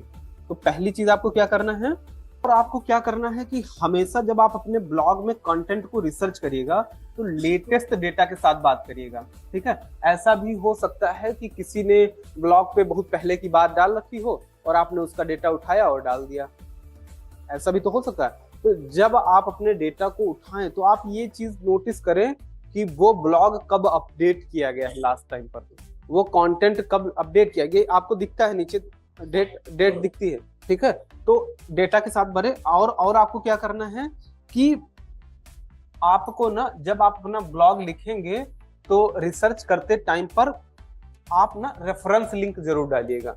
ठीक है, कि जैसे मैंने आपको अभी बताया ना कि जैसे आपने कहीं दूसरी जगह से कंटेंट को उठाया है, तो कंटेंट को मान लो उसने उस चीज के बारे में पूरा ब्लॉग लिखा है, लेकिन आपको जरूरत थी सिर्फ 2 लाइन लिखने की, तो आपने 2 लाइन लिखने के बाद आप पूरा डाल सकते हो कि for more refer to this link, है ना, और आपने किसी दूसरी वेबसाइट का लिंक डाल दिया। अब ऐसा क्यों करना है, पहली चीज जब आप ऐसा करेंगे तो ब्रांडेड रेफरेंस लिंक डालिएगा, मतलब कोई अरे गहरे का नाम मत डाल दीजिएगा, है ना, किसी बड़े मतलब किसी बड़ी अथॉरिटी, किसी बड़ी कंपनी का डालिएगा। क्यों, क्योंकि आपका जो ब्लॉगर है, सॉरी आपका जो रीडर है, वो आपकी वेबसाइट छोड़ करके दूसरी जगह जाएगा। अब आप कहोगे यार इसमें तो हमारा नुकसान है, बिल्कुल नुकसान है। क्यों नुकसान है, क्योंकि वो आपका ब्लॉग छोड़ के दूसरी जगह जा रहा है, लेकिन उसको लॉन्ग टर्म में उसको विश्वास हो रहा है कि आप अच्छा काम कर रहे हो। अल्टीमेटली क्या कर रहे हो, आप अच्छा काम कर रहे हो, क्या कि हमको पूरी जानकारी दे रहे हो। यूजर को जो चाहिए हमको उस बारे में ज्यादा ध्यान देना है कि यूजर क्या चाहता क्या है। वो तो यूजर चाहता है कि वो जिस बारे में आपके ब्लॉग पर पढ़ने आया है उसको उसकी डिटेल जानकारी, सही जानकारी मिले, सही सोर्स से मिले। तो जब आप ऐसी जगह पर आप रेफर करोगे तो वो बंदा छोड़ के जरूर जाएगा, लेकिन अगली बार वो फिर आएगा। क्यों, क्योंकि उसको पता है कि आपने कंटेंट जो डाला था वो एकदम सही डाला था। ठीक, हाँ, मतलब आप बाद में भी डाल सकते हो, हालांकि ऐसा नहीं है, आप बीच में भी डाल सकते हो, बट उसके ऊपर एक ना मतलब वो डाल सकते हो आइकन टाइप का, जिसको क्या बोलते हो, टूल टिप डाल सकते हो, टूल टिप टाइप में डाल सकते हो, है ना। जैसे ही कर्सर ले जाओगे तो ऊपर लिख के आएगा, है ना, बाद में आप नीचे सारी लिंक डाल सकते हो। बट ये लिंक देना आपके लिए बहुत ज्यादा जरूरी है, इसमें आपका कोई नुकसान है नहीं। ठीक है, लेकिन आपको ये ध्यान देना कि ये ब्रांडेड होनी चाहिए लिंक, ऐसे कहीं से ना हो। ठीक है, तो ये तो हो गया कि कैसे आपको कंटेंट की रिसर्च करनी। और मैंने आपको एक चीज जो बताई थी क्या, कि टॉप 10 या टॉप 30। ठीक है, टॉप 10, ठीक है, टॉप 10 या टॉप 20 या टॉप 30, आप जितना कर सकते हो उन टॉप लोगों को जाकर के पढ़िए, उनको देखिए, फिर आप अपने ब्लॉग की, हाँ मतलब रिसर्च करने का ये तरीका है, ऐसे ही आपको करनी है। ये तो रिसर्च करने का हो गया। उसके बाद आपको क्या करना है, आप ना एक काम और करिएगा, इसी में है थोड़ा सा, आपको ये ध्यान रखना है कि जो आप अपना कंटेंट लिखिएगा उसको ब्लेंड कर दीजिएगा। ब्लेंड करने का मतलब जानते हो क्या होता है? मिक्स करना। जो आप कंटेंट लिखिए तो उसको ब्लेंड जरूर करिए। ब्लेंड करने का मतलब उसको मिक्स करना। और मिक्स करने का मतलब ये है कि जब आप, मैंने अभी आपको बताया कि जब आप रेफरेंस लिंक डालें, एक्सटर्नल लिंक डालें या इंटरनल लिंक डालें तो बैलेंस रखें। ऐसा ना हो कि आपने ना हर पैराग्राफ की बात में एक पैराग्राफ लिखा, रेफरेंस लिंक डाल दी, पैराग्राफ लिखा, रेफरेंस लिंक डाल दी, पैराग्राफ लिखा, रेफरेंस लिंक डाल दी, है ना, तो वो इरिटेशन आएगी और वो आपके लिए कहीं ना कहीं नेगेटिव काम करेगा। तो आप प्रॉपर ना, और इसका भी तरीका भी होता है, जैसे अगर आपको कॉल टू एक्शन डालने हैं तो ये माना जाता है कि आप अपने ब्लॉग में 3 से 4 ही कॉल टू एक्शन डालें, इससे ना कम डालें ना इससे ज्यादा डालें।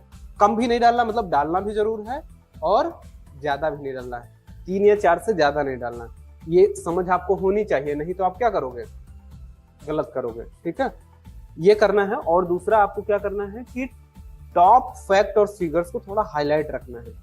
अगर ब्लेंड करने का ही मतलब है कि जब आप फैक्ट और फिगर की बात करें तो यूजर के इंटरेस्ट को बनाए रखें। जैसे आपने मान लो 1500 पेज लिखा, 1500 वर्ड्स लिखे, तो 1500 वर्ड्स में ऐसा ना हो कि आप ना कोई कंटेंट लिख रहे हैं तो शुरुआत में इंटरेस्टिंग कर दें, लास्ट में बोरिंग कर दें, ऊपर बोरिंग कर दें, बीच में जो है इंटरेस्टिंग डाल दें, फिर बोरिंग कर दें। तो ब्लेंड करने का मतलब क्या है कि सब मिक्स रखना है। कि अगर आपके पास मान लो 500-700 वर्ड हैं जो बहुत ज्यादा अच्छे हैं, 500-700 वर्ड ऐसे हैं जो बहुत ज्यादा जरूरी है लेकिन इंटरेस्टेड नहीं है, समझ रहे हो मेरी बात, और 500 वर्ड ऐसे हैं जो आपको कंटेंट की केवल वर्ड्स बढ़ाने के लिए है, मान लेते हैं ऐसा है। तो आपको क्या करना है, सब ब्लेंड कर देना कि मिक्स रहे, थोड़ा सा इंटरेस्टेड, थोड़ा सा फैक्ट, थोड़ा सा इंटरेस्टेड, थोड़ा सा फैक्ट। ठीक है, ऐसे करके अगर आप करेंगे तो आप एक अच्छा ब्लॉग लिख पाएंगे। ठीक है, देन उसके बाद आपको क्या करना है, जब हम कीवर्ड्स की बात करते हैं, जब आप अपना ब्लॉग लिखोगे ना तो उसमें आपको कीवर्ड्स भी डालने हैं। आप ऐसा करिएगा कि अगर आप 1000 वर्ड्स का ब्लॉग लिख रहे हैं, 1000 नहीं बल्कि कितना भी लिख रहे हो, 1000 का 1500, आप ये ध्यान रखें कि मिनिमम नहीं बल्कि 10% के आसपास आपके कीवर्ड्स उसमें लाई करने चाहिए। 10% के आसपास कीवर्ड्स लाइन करने चाहिए। और मेन कीवर्ड, जैसे मैंने लिखा डिजिटल मार्केटिंग कोर्स, मेरा कीवर्ड क्या है, बेस्ट डिजिटल मार्केटिंग कोर्स, तो best digital marketing course keyword हमारे ब्लॉग में 10% जरूर होना चाहिए। 10% का मतलब क्या हो गया, अगर हमने 1000 वर्ड्स लिखे तो कम से कम आप 10 वर्ड्स क्या लिखोगे, यही लिखोगे। ठीक है, जरूर लिखोगे। अब कैसे लिखना है ये आपकी बात है, आप उनको हेडिंग में या फिर सब हेड्स में अपने तरीके से डाल सकते हो। जैसे मान लो हमने लिखा बेस्ट डिजिटल मार्केटिंग कोर्स, तो हम ये डाल सकते हैं कि best digital marketing course in Lucknow, best digital marketing course for student, best digital marketing course for job seekers, best digital marketing courses for business owner, है ना। तो इस तरीके से हम सब हेड्स को डाल करके और अपने कीवर्ड्स को यूज करते हैं। तो आपको ये ध्यान रखना है कि कीवर्ड जरूर आपको यूज करना है और कीवर्ड की ब्लेंडिंग भी आपको करनी है। कीवर्ड की ब्लेंडिंग भी करनी है, मतलब ऐसा नहीं है कि जो आप अपने कीवर्ड्स डाल रहे हैं उनको एक ही जगह डाल दीजिए, उनको भी। और ये जब अभी रैंक मैथ या योस्ट एसईओ को जो हम प्लगइन यूज करते हैं ना, तो आपको बताता है प्रॉपर, ठीक है, कि आपने इस वाले पैराग्राफ में ज्यादा कीवर्ड्स यूज कर लिए हैं, इसमें आपने यूज ही नहीं किए हैं। ये सब आपको हेल्प भी करता है वो। ठीक है, तो ये भी आप कर सकते हैं। और आप ध्यान रखें कि आप अपने कीवर्ड को मेन हेडलाइन में जरूर इस्तेमाल करें। स्टार्टिंग हमेशा किससे करेंगे आप, स्टार्टिंग हमेशा आप करेंगे कीवर्ड से।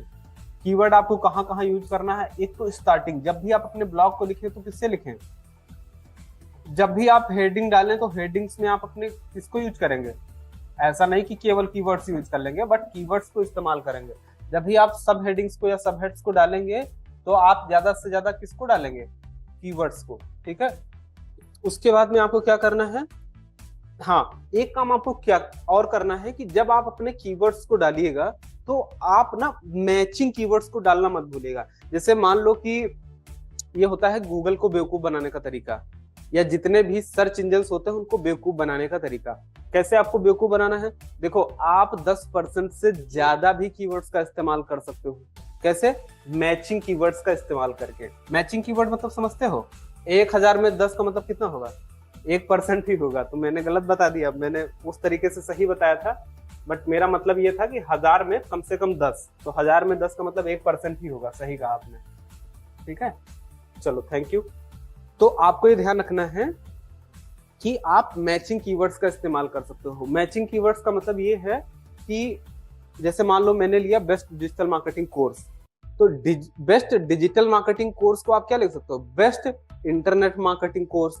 बेस्ट इंटरनेट मार्केटिंग के अलावा क्या लिख सकते हो, ऑनलाइन मार्केटिंग कर सकते हो, बेस्ट ऑनलाइन मार्केटिंग कोर्स, ठीक है। तो हम बेसिकली बात वही बोल रहे हैं लेकिन हमारा वर्ड बदल गया। तो ये कहलाते हैं मैचिंग कीवर्ड्स, मतलब चीजें सेम हैं और उससे मैच कर रही है। तो मैचिंग कीवर्ड्स को आप जरूर इस्तेमाल करिएगा, ठीक है। और क्या कर सकते हैं आप, कीवर्ड लिमिट को बस ध्यान में रखेंगे और इन चीजों को ध्यान में रखेंगे, ठीक है, कि आपको कीवर्ड्स का इस्तेमाल करते टाइम पर, हालांकि वो हमको सजेस्ट करेगा लेकिन फिर भी अपनी थोड़ी बहुत रिसर्च हम कर लेंगे, ठीक है। अच्छा, अब हम बात करते हैं कॉपी राइटिंग की, ठीक है। इतनी देर से हम जानते हो क्या पढ़ रहे थे, कंटेंट राइटिंग। इतनी देर से हम पढ़ रहे थे, अब हम पढ़ेंगे कॉपी राइटिंग। कॉपी राइटिंग और कंटेंट राइटिंग में डिफरेंस है जो बहुत कम लोगों को पता है, बहुत छोटा सा डिफरेंस है। किसी को पता है क्या? देखो, कॉपी राइटिंग और कंटेंट राइटिंग में डिफरेंस ये है कि जब हम कंटेंट की राइटिंग करते हैं तो बेसिकली हम, एक होता है कंटेंट राइटिंग, हालांकि मैं डिफरेंस नहीं बता रहा हूं लेकिन मैं थोड़ा सा आपको बता देता हूं, बहुत छोटा सा डिफरेंस है, ठीक है। दोनों में हम लिखते तो कंटेंट ही है, बट कंटेंट राइटिंग बेसिकली करी जाती है ब्लॉग्स के लिए। किसके लिए? ब्लॉग्स के लिए करी जाती है, या फिर आर्टिकल्स के लिए करी जाती है। उसके लिए आप कभी ये नहीं बोलोगे ना कॉपी राइटिंग कर दो, क्या बोलोगे हमेशा? कंटेंट। आपने बोलता, लेकिन क्यों बोलते हैं ये आपको नहीं पता है, मैं आपको बताता हूं। ऐसा इसलिए होता है क्योंकि इसमें हम पॉजिटिव एंड निगेटिव दोनों चीजों के बारे में बात करते हैं। समझ में आई बात? जब हम किसी बारे में ब्लॉग लिखते हैं, मान लो मैंने लिखा कि HP लैपटॉप के बारे में मैंने बताया, तो उसका एक रिव्यू मैंने लिखा, या उसके बारे में एक आर्टिकल लिखा, उसके बारे में ब्लॉग लिखा, तो हम ईमानदारी के साथ उसके पॉजिटिव चीजें के बारे में भी लिखेंगे और ऐसा नहीं करेंगे कि केवल पॉजिटिव के बारे में लिखें। जबकि ये जो कॉपी राइटिंग करी जाती है वो बेसिकली एड्स के लिए करी जाती है, यानी कि जब आप कोई चीज की सेलिंग करते हो और सेलिंग करते टाइम पर जो स्क्रिप्ट आप लिखते हो उसको हम बोलते हैं कॉपी राइटिंग। और इसमें हम हमेशा किस चीज की बात करते हैं? सिर्फ और सिर्फ पॉजिटिव के। एक भी वर्ड आप नेगेटिव नहीं लिखोगे, एक भी वर्ड आप नेगेटिव, सिर्फ और सिर्फ क्या करोगे? उसके फायदे बताओगे, उसके नेगेटिव चीज के बारे में बात। ये होता है कॉपी राइटिंग। और कंटेंट राइटिंग में क्या करोगे? पॉजिटिव भी और फीडबैक भी, मतलब नेगेटिव भी। उसी को एक अच्छा कंटेंट या अच्छा आर्टिकल या अच्छा ब्लॉग माना जाएगा, जहां पर हम दोनों चीजों की बात करेंगे। लेकिन जहां पर केवल पॉजिटिव पॉजिटिव मैंने बोल दिया ना, इसका मतलब वहां पर हम बेचने की कोशिश कर रहे हैं। और अगर हम अपने मतलब जो बंदा हमारे पास एक रिसर्च करने के लिए आ रहा है कि क्या सही है क्या गलत है, उसको हम केवल सही सही बताएंगे ना, तो वो किसी का देख लिया कि उसने यार गलत भी बता रखा है, या फिर उस प्रोडक्ट को यूज करने के बाद में देखा ये गलतियां हैं, तो उसको आपका पता चल जाएगा ना कि क्या सही है क्या गलत है। तो आप हमेशा जब कॉपी राइटिंग करेंगे तो इस बात का ध्यान रखेंगे कि आपको क्या करना है। और ये बेसिकली एड्स जब हम लिखते हैं ना, गूगल एड्स या फेसबुक एड या लैंडिंग पेज, ये सब कहाँ करते हैं हम? लैंडिंग पेज बनाएंगे तब करेंगे, फेसबुक की एड कॉपी लिखेंगे तब करेंगे, गूगल की एड, वहां पर आपको कॉपी राइटिंग ही करनी है, वहां पर कंटेंट राइटिंग नहीं करनी है कि उसके अच्छाइयां भी लिखे जा रहे हो बुराइयां भी लिखे जा रहे हो, फिर बिकेगा ही नहीं, ठीक है। वहां पर हम क्या करेंगे? सिर्फ और सिर्फ पॉजिटिव चीजों पर ही बात करेंगे, ठीक है। और तो बेसिकली ये आपका यूज किया जाता है एड्स के लिए ही यूज किया जाता है, और ये यूज किया जाता है पब्लिसिटी पर्पज के लिए। जब आप पब्लिसिटी करना चाहते हो, कोई भी अपनी पब्लिसिटी करना चाहता है ना, तो आपने देखा होगा कि वो हमेशा एक साइड लेकर के चलता है। एक साइड वो क्या हो जाता है, पब्लिसिटी। वो हमेशा उस चीज के बारे में अच्छा अच्छा बोलेगा, ठीक है, उसके बारे में कभी गलत नहीं बोलेगा। आपने ऐसा देखा होगा बहुत सारे यूट्यूबर्स को कि वो एक चीज को वो अच्छे बोलते हैं, हालांकि उसमें बुराइयां हो सकती है, लेकिन फिर भी वो क्या बोलेंगे, उस चीज के बारे में अच्छा अच्छा बोलते हैं। तो ये पब्लिसिटी गेन करने का एक अच्छा तरीका भी होता है। उसके बाद में मैंने आपको ये बताया कि इसमें कोई बैलेंसिंग नहीं होती है कॉपीराइटिंग में, ये वन साइडेड होता है। जो कॉपीराइटिंग होती है ये पूरी की पूरी वन साइडेड होती है, और ये बेसिकली हम यूजर्स को अट्रैक्ट करने के लिए और उनको मोटिवेट करने के लिए, ताकि आप जो कॉल टू एक्शन डाल रहे हो वो एक्ट करें उस पर, उस पर्पज के लिए हम उसको लिखते हैं। कहने का मतलब ये है कि मान लो एक अफिलिएट मार्केटिंग आप कर रहे हो, तो अफिलिएट मार्केटिंग करते टाइम पर आप हो सकता है ब्लॉग लिख रहे हो, तो जब आप ब्लॉग लिखोगे तो आप उस ब्लॉग में भी अपनी वो लिंक डालोगे ना, एफिलिएट लिंक। उस टाइम पर आप उसके पॉजिटिव और नेगेटिव साइड दोनों को डालोगे। लेकिन उसी चीज की अगर आप एक पेड एड चला रहे हो, वहां पर आप कोई नेगेटिव चीज, वहां पर सिर्फ आपको पॉजिटिव चीजें ही डालनी है। जब भी आप अपना कॉपी राइटिंग करें तो आप ध्यान रखें कि कॉपी राइटिंग मतलब 300 से 500 वर्ड्स के बीच ही होनी चाहिए। ऐसा ना हो कि उसमें ब्लॉग लिख दिए पूरा, ठीक है, 1000 वर्ड या 1500 वर्ड। तो कॉपी राइटिंग को आपको ध्यान रखना है कि इसमें जो वर्ड होगा वो कितना होगा, मैक्स टू मैक्स 500 से ऊपर तो जाइए ही मत। और इसमें कितना होगा, मिनिमम कितना, 800 हम मिनिमम लेके चलते हैं, बाकी आपके ऊपर है, आप 1000 से 1500 जरूर लिखिए, ठीक है। तो ये है आपका कॉपी राइटिंग। उसके बाद हम बात कर लेते हैं कॉपी राइटिंग स्टाइल। अच्छा, कॉपी राइटिंग की भी 2 स्टाइलें होती है, ठीक है। एक होती है आपकी ड्रीम व्यूवर स्टाइल और एक होती है मैजिक कारपेट स्टाइल। एक होती है ड्रीम व्यूवर स्टाइल और एक होती है मैजिक कारपेट स्टाइल। जरा लिख लो इसको। अब इन दोनों को भी आपको समझना है। मैं बेसिकली इस ब्लॉगिंग के कोर्स में ब्लॉगिंग, एसईओ और कॉपी राइटिंग तीनों चीजों को लेकर के चल रहा हूँ, ठीक है, साथ साथ में, क्योंकि ये तीनों चीजें हमें काम भी आएंगी। तो क्या बताने जा रहे थे, हाँ, कॉपी राइटिंग स्टाइल। तो कॉपी राइटिंग स्टाइल कितने तरह की होती है, कौन कौन सी, हाँ, एक होती है आपकी ड्रीम व्यूवर स्टाइल। वैसे तो बहुत सारी होती हैं, बट ये 2 मेन होती है, करीब 25 स्टाइल्स होती है, ठीक है, बट मैं आपको मेन बता रहा हूँ, ड्रीम व्यूवर स्टाइल और मैजिक कारपेट स्टाइल। बहुत छोटा सा डिफरेंस है, आपको बस समझना है इस बात को।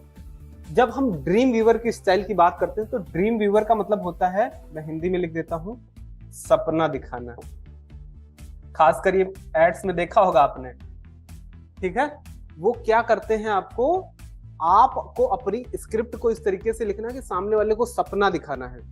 मान लो मैं डिजिटल मार्केटिंग की एक ऐड बनाऊंगा ना, तो मैं आपको दिखाऊंगा कि तुम डिजिटल मार्केटिंग सीखने के बाद क्या कर सकते हो। एक अच्छी गाड़ी ले सकते हो, एक अच्छा मोबाइल ले सकते हो, अपने बिजनेस को ग्रो करा सकते हो, कस्टमर की लाइन लगा सकते हो। तो मैं बेसिकली क्या कर रहा हूँ, सपना दिखा रहा हूँ। इसको हम बोलते हैं, इसके नाम से ही पता चला है, ड्रीम व्यूवर, ठीक है, सपना दिखाना। तो यहाँ पर हम सपना दिखाने की बात करते हैं इसमें। लेकिन आपको एक बात का ध्यान रखना है कि इसमें हम डेमोग्राफिक्स को नजर में रखते हैं।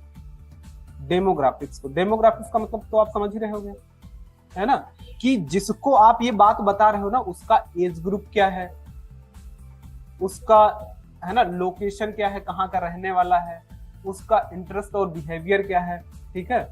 तो ये चीजों को हम ध्यान में रखते हैं। उसका जेंडर क्या है, ठीक है, उस हिसाब से हम उसको सपना दिखाते हैं। लेकिन जब हम मैजिक कारपेट स्टाइल की बात करते हैं तो मैजिक कॉर्पोरेट स्टाइल में हम डेमोग्राफिक से हमारा कोई लेना देना नहीं होता है, हम वो चीज सबके लिए लिख रहे होते हैं, ठीक है। मतलब यहाँ पर डेमोग्राफिक्स मैटर नहीं करती है। दूसरा आपको इसमें ध्यान रखना है, एक तो आपको डेमोग्राफिक्स नहीं होती है, और दूसरा इसमें ना, जैसे एक वर्ड आपने सुना होगा sneak peek. Sneak peek word सुना है, स्नीक पीक मतलब मेन चीजें, ठीक है। जैसे मैं बताता हूँ आपको कॉपी राइटिंग का एक तरीका। जैसे मान लो मैं अपने पेड कोर्स को बेच रहा हूँ, तो पेड कोर्स को बेचने के लिए 2 कॉपी राइटिंग स्टाइल, एक तो आपका ड्रीम व्यूवर स्टाइल और दूसरा मैजिक कारपेट स्टाइल। दोनों बेहतर हैं और आप दोनों का यूज कर सकते हैं, दोनों का मिक्स भी कर सकते हैं, ठीक है। हम मान लो अगर अपनी स्क्रिप्ट को ड्रीम वीवर स्टाइल में लिखेंगे तो हम ये बोलेंगे कि दोस्तों देखो, मैं कहाँ से कहाँ आ गया। मतलब मैं एक टाइम पर ऐसा था कि मेरे पास बिल्कुल भी पैसे नहीं थे, खाने को पैसे नहीं थे, ठीक है, पहनने को पैसे नहीं थे, ऐसे ऐसे करके बताओ। फिर मैंने बताऊं कि आज मैंने डिजिटल मार्केटिंग की मदद से जो है एक अच्छी गाड़ी ले ली, अच्छा मोबाइल ले लिया, अच्छा लैपटॉप ले लिया, आज मेरे पास पैसा है, अच्छे कस्टमर्स हैं, ऐसे ऐसे करके ना मैंने पूरा एक ड्रीम दिखाया, और ये तुम भी कर सकते हो। तो इसको बोलते हैं ड्रीम वीवर स्टाइल। सेम चीज को अगर हम मैजिक कारपेट स्टाइल में बोलेंगे ना, तो हम ये बताएंगे, उसके बारे में कुछ मेन पॉइंट दिखेंगे। जैसे हम ये बताएंगे कि मेरा डिजिटल मार्केटिंग कोर्स लेने का ये सबसे बड़ा फायदा है कि आपको कभी कोई दूसरा कोर्स नहीं लेना पड़ेगा, किसी का भी नहीं लेना पड़ेगा, क्योंकि हमारे कोर्स में सारी चीजें आपको मिलेगी। हमारे कोर्स में आपको 1.5 लाख से ज्यादा क्या मिलते हैं का प्लगइन्स, थीम्स, और वो मिलता है। जब भी आपको जरूरत पड़ेगी तो आप हमारे से उस चीज को ले सकते हो, ठीक है। और आप क्या बोल सकते हो कि इसमें आपको ऑनलाइन और ऑफलाइन, तो मैं क्या कर रहा हूँ, मेन पॉइंट्स को लाइन कर रहा हूँ जो बहुत ज्यादा इंपॉर्टेंट है यूजर के फायदे के लिए, ठीक है। तो हम यहाँ पर फायदे की बात को पॉइंट्स में लिखते चले जा रहे हैं, जिसको बोलते हैं स्नीक पीक। मतलब उस कोर्स को आपको 5 से 7 लाइन में बता देना है या हेडलाइंस में बता देना है, इसको मतलब स्नीक पीक। और इसमें हम डेमोग्राफिक्स को नहीं करते हैं, माने कि हम सबके लिए बात कर रहे होते हैं, चाहे जो हो। लेकिन यहाँ पर जब हम बात करेंगे तो एक पर्टिकुलर डेमोग्राफिक की ही बात करेंगे। तो ये बेसिकली 2 स्टाइल होते हैं। जब आप अपने कंटेंट को लिखते जाएं तो इस बात को ध्यान रखेंगे। अब आप अपनी कॉपी राइटिंग जब करेंगे तो आपको ये चीज तुरंत क्या होगी, रिकॉल होगी कि आप क्या गलती कर रहे हो, ठीक है, और कैसे आपको लिखनी है। तो ये बेसिकली 2 होती हैं। उसके बाद आपको ध्यान रखना है कि जब आप अपनी कॉपी राइटिंग करें तो प्रॉपर लैंग्वेज का इस्तेमाल करें, ठीक है। ये भी आपके लिए जरूरी है कि आप लैंग्वेज को ध्यान में रखें। लैंग्वेज में को ध्यान में रखने का मतलब ये है कि आपको ना बहुत ही सिंपल, एक किस फॉर्मूला मैंने बताया था ना, कि किस फॉर्मूले को आपको नहीं ध्यान रखना है ना, कीप इट, कॉपी राइटिंग का मतलब ही है कि कीप इट सुपर सिंपल, ठीक है। बहुत ज्यादा आपको सिंपल रखना है। दूसरा आपको ये ध्यान रखना है कि आप, ये तो हालांकि आपको दोनों जगह ध्यान रखना है, चाहे कॉपी राइटिंग कर रहे हो चाहे कंटेंट राइटिंग, कि आपको ना कोशिश करके ज्यादा से ज्यादा सिंपल वर्ड्स में लिखना है, यानी कि एब्रीविएशंस का इस्तेमाल नहीं करना। एब्रीविएशन मतलब समझ रहे हो, स्पेलिंग गलत हो सकती है, मैं उस पर ध्यान नहीं दे रहा हूं। एब्रीविएशन का मतलब तो शॉर्टकट। शॉर्टकट का मतलब जैसे मैंने लिख दिया IIT, नीट, या बहुत सारी चीजों के शॉर्टकट होते हैं ना, उनको आपको यूज नहीं करना। क्योंकि मैंने आपको एक चीज बताई थी कि जब भी आप कोई चीज को लिखो तो ये समझ के लिखो कि सामने वाले को वो चीज नहीं पता है, उसको पता ही नहीं। तो आप ऐसा कर सकते हो, इंडियन इंस्टीट्यूट ऑफ टेक्नोलॉजी लिख करके ब्रैकेट में IIT डाल सकते हो, इस तरीके से लिखो। एब्रीविएशंस का इस्तेमाल आप ना करें, ठीक है। एब्रीविएशंस का इस्तेमाल आपको नहीं करना है, यानी कि ये होगा आपका अवॉइड एब्रीविएशन। टेक्निकल वर्ड्स को आप अवॉइड कर सकते हो, ठीक है। मान लो कोई ऐसा वर्ड है जो बहुत ही ज्यादा क्या है, टेक्निकल वर्ड, जैसे अभी जो हम लोग सीख रहे हैं ड्रीम व्यूअर स्टाइल और ये सब क्या कहलाएंगे, टेक्निकल वर्ड कहलाएंगे। इनको अगर आपको समझाया ना जाए तो आप समझ नहीं पाओगे। तो आप अपने ब्लॉग में ऐसे वर्ड्स को इस्तेमाल नहीं करोगे जिसका मीनिंग आपके यूजर को समझ ही ना आए, ठीक है। तो आप उस टेक्निकल वर्ड को, ऐसी बहुत सारी वेबसाइट आती हैं, डिक्शनरी है, गूगल पर सर्च करोगे तो उससे रिलेटेड वर्ड आपको देखने को मिल जाएंगे। वहां पर जो सिंपल वर्ड है उसको उठा करके आप उसको रिप्लेस कर सकते हो, ठीक है। इसके लिए आप बहुत सारे टूल्स भी आते हैं, जैसे ग्रामरली है, डिक्शनरी है, आजकल तो गूगल है, चैट GPT है। कहीं से भी एक वर्ड का, अगर वो वर्ड टेक्निकल है तो उसका एक सिंपल वर्ड ढूंढ करके देन उसको आप यूज करो। और आपको ध्यान रखना है कि कभी भी कॉपी राइटिंग करते टाइम आप फॉल्स क्लेम ना करें। ये एफिलिएट मार्केटर्स बहुत करते हैं, ठीक है। फॉल्स क्लेम, फॉल्स क्लेम का मतलब सनी मत बन जाना आप। सनी क्या करते हैं, हालांकि हमारे लिए नहीं करते हैं क्योंकि हम साफ साफ मना कर रखे हैं। फॉल्स क्लेम का मतलब होता है कि आप अपने प्रोडक्ट को बेचने के चक्कर में कस्टमर से झूठ बोल रहे हैं, इसको बोलते हैं फॉल्स क्लेम करना, ठीक है। तो कभी आप वो चीजें, वो दावे ना करें जो गलत हो बेचने के लिए, ठीक है। ये बात को आपको ध्यान रखना है। तो कॉपी राइटिंग करते टाइम पर एफिलिएट मार्केटर क्या करते हैं, आपको इतना फायदे बता देंगे, इतना झूठ भी बोल देंगे कि किसी तरह वो ले ले, लेने के बाद आपको गाली देगा, गलत रिव्यू डालेगा, ठीक है। तो आप कभी भी फॉल्स क्लेम ना करें कॉपी राइटिंग करने के। अब अगर आप एफिलिएट मार्केटिंग करना चाहते हो, वो अभी हम बता नहीं रहे हैं, अगर आप एफिलिएट मार्केटिंग करना चाहते हो तो एफिलिएट मार्केटिंग करने का सबसे बेस्ट तरीका जानते हो क्या है? Writing reviews. अब रिव्यू राइट करने के लिए आपको कॉपी राइटिंग आनी चाहिए, कंटेंट राइटिंग आनी चाहिए, है ना? तो अगर आप एफिलिएट मार्केटिंग करना चाहते हो तो उसके लिए सबसे बेस्ट तरीका होता है रिव्यूज को लिखना। ये सबसे बेस्ट तरीका है। चाहे आप रिव्यूज की वीडियो बना सकते हो किसी चीज, जैसे मैंने अभी उस दिन बताया था आपको किस चीज के बारे में, होस्टिंजर की होस्टिंग के बारे में। तो बेसिकली मैंने उसका एक रिव्यू दिया आपको कि इससे क्या क्या फायदे हैं, ठीक है, बाकी से कैसे ये डिफरेंट है, कैसे सस्ता है, क्या फीचर्स आपको ज्यादा मिलते हैं। मैंने एक रिव्यू दिया और क्या डाल दिया, डिस्क्रिप्शन में अपने लिंक डाल दिया, एफिलिएट लिंक, ठीक है। तो एफिलिएट मार्केटिंग करने का सबसे बेस्ट तरीका है कि आप रिव्यू कंटेंट को क्रिएट करेंगे, चाहे वीडियो फॉर्म में करें चाहे, और ये सबसे अच्छा तरीका होता है अपनी एफिलिएट लिंक को प्रमोट करने का। जब भी आप एफिलिएट मार्केटिंग करने जाएं तो आप क्या करें, रिव्यू लिखें या रिव्यू डालें, ठीक है। और ये एक बात मैंने आपको बताई भी थी कि 90% बायर्स अगर डिसीजन लेते हैं तो किस बेसिस पर लेते हैं, रिव्यू की बेसिस पर करते हैं। वो चाहे इंटरनेट से करें, चाहे आपके दोस्तों से करें, चाहे अपने मित्रों से करें, रिश्तेदार से करें, लेकिन रिव्यू एक ऐसी चीज है जो आपके लिए ज्यादा कन्वर्जन ला सकती है। चाहे वो एक छोटी सी दुकान ही क्यों ना हो, उसको हम क्या करते हैं, माउथ पब्लिसिटी से प्रमोट करते हैं, उसका रिव्यू बता करके कि यार वो चीज इतना अच्छा देता है, वो चीज इतना खराब देता है, अच्छा और खराब दोनों में, ठीक है। तो 90% बायर्स जो अपना डिसीजन लेते हैं वो रिव्यू के बेसिस पर लेते हैं। इसीलिए किसी भी लैंडिंग पेज में अगर रिव्यू नहीं पड़े हैं तो वो सेल्स पेज एक हो ही नहीं सकता है। अगर आपको लैंडिंग पेज बनाना है तो रिव्यूज पर खास ध्यान रखना है, बहुत ज्यादा ध्यान रखना है कि आप उसमें रिव्यू जरूर डालें, ठीक है। और अगर हम बात करें कि एक अच्छा, अगर आप किसी के मतलब एक रिव्यू पोस्ट लिखते हैं तो उसके लिए सबसे अच्छी चीज है कि आप जो है 1000 से लेकर के 1500 वर्ड्स की पोस्ट लिखें जिसमें आप प्रॉपर उन चीजों को बताएं, ठीक है। एक अच्छा रिव्यू वो रिव्यू होता है जो ऑनेस्ट होता है। कभी भी आप रिव्यू को लिखते टाइम पर एक वन साइडेड ना रहे। जैसा कि मैंने आपको बताया कि रिव्यू लिखते टाइम ऐसा ना करें कि अगर आप अपनी लिंक को प्रमोट करना चाहते हैं तो आप हमेशा अच्छी अच्छी बातें ही बोल दें।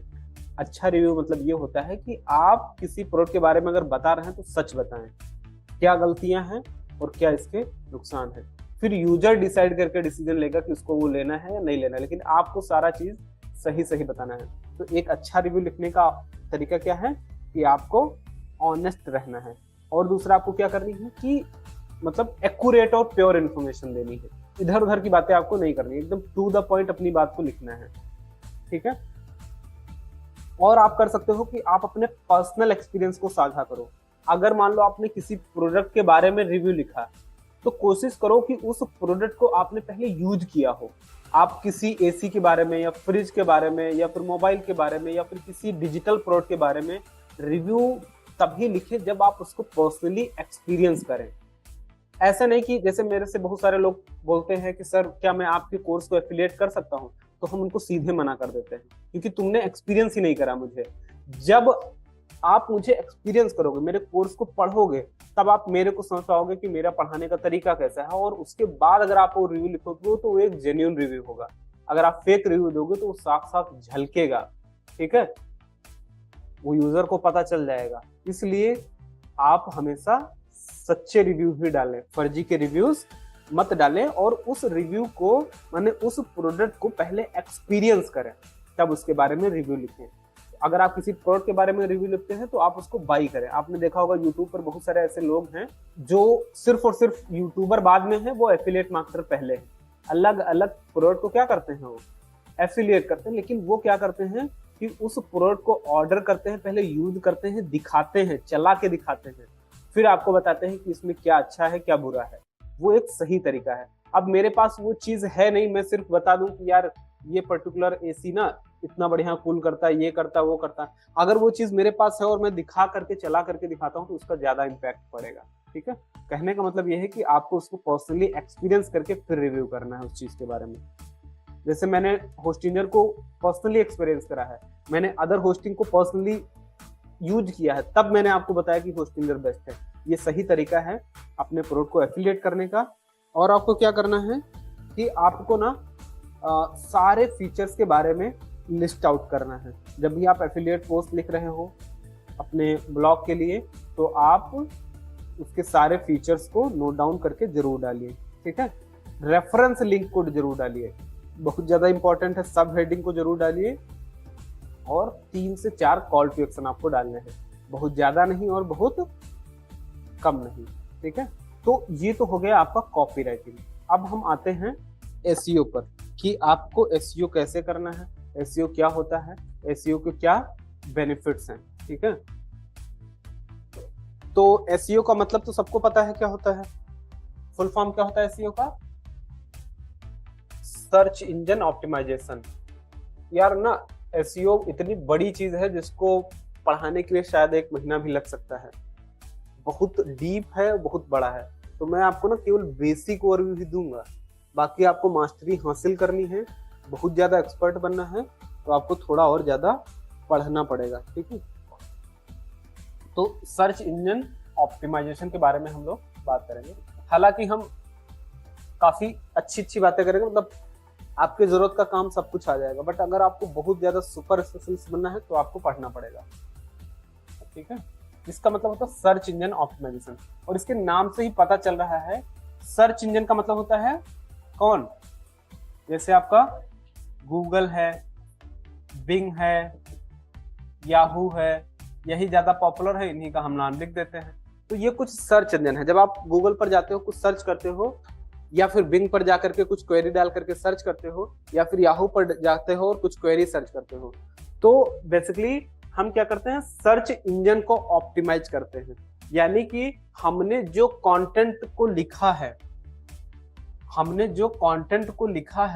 इस कंटेंट को हमें ऑप्टिमाइज का मतलब बढ़ाना है, कहां पर, सर्च इंजन पर। यानी कि यहां पर हम इसकी रैंक को क्या करते हैं, बढ़ाते हैं, कि हमारा जो सर्च इंजन है, यानी कि गूगल है, बिंग है या याहू है, इसको हमारे कंटेंट समझ में आए और हमारे इस कंटेंट को वो ऑप्टिमाइज करके ऊपर दिखाए, ठीक है, ज्यादा से ज्यादा ऊपर दिखाए, जितना मैक्सिमम पॉसिबल हो। और यही कहलाता है आपका सर्च इंजन ऑप्टिमाइजेशन। एकदम सिंपल है, ठीक है। तो बेसिकली इसमें हम क्या करते हैं, अपनी वेबसाइट्स की विजिबिलिटी को इंप्रूव कर रहे होते हैं, ज्यादा से ज्यादा दिखाने के लिए। अब सर्च इंजन के लिए आपको क्या क्या चीजों को ध्यान रखना है। सर्च इंजन में सबसे बड़ा खेल है कीवर्ड्स का। सबसे बड़ा खेल किसका है, जब भी हम एसईओ कर रहे होते हैं तो एसईओ में सबसे बड़ा रोल है कीवर्ड्स का। कीवर्ड्स का मतलब होता है कि हमने अपने कंटेंट में कौन से वर्ड्स को इस्तेमाल करा है। जैसे हमने एक डिजिटल मार्केटिंग के ऊपर एक कुछ कंटेंट लिखा, कुछ ब्लॉग लिखा, तो इसमें बहुत सारे वर्ड हो सकते हैं। जैसे मैंने मान लिखा व्हाट इज डिजिटल मार्केटिंग, ठीक है। तो व्हाट इज डिजिटल मार्केटिंग हमने लिखा, उसके बारे में लिखा, और इसमें हमने काफी सारे वर्ड्स को यूज करा, किससे रिलेटेड, डिजिटल मार्केटिंग से रिलेटेड। तो हम अपने ब्लॉग को पर्टिकुलर किसी कीवर्ड के लिए ऑप्टिमाइज करते हैं, कि यूजर जब जब ये वर्ड, देखो एक वर्ड होता है क्वेरी, एक वर्ड होता है यूजर क्वेरी, और एक होता है कीवर्ड। यूजर क्वेरी और कीवर्ड। तो यूजर क्वेरी का मतलब है यूजर सर्च इंजन में क्या डालता है, वो ये डाल सकता है best digital marketing course in Lucknow, वो डाल सकता है व्हाट इज डिजिटल मार्केटिंग, वो डाल सकता है डिजिटल मार्केटिंग सर्विसेज, वो डाल सकता है डिजिटल मार्केटिंग कोर्सेज, कुछ भी वो डाल सकता है कि नहीं डाल सकता। तो जो यूजर टाइप करके सर्च इंजन में डालता है उसको बोलते हैं यूजर क्वेरी, राइट।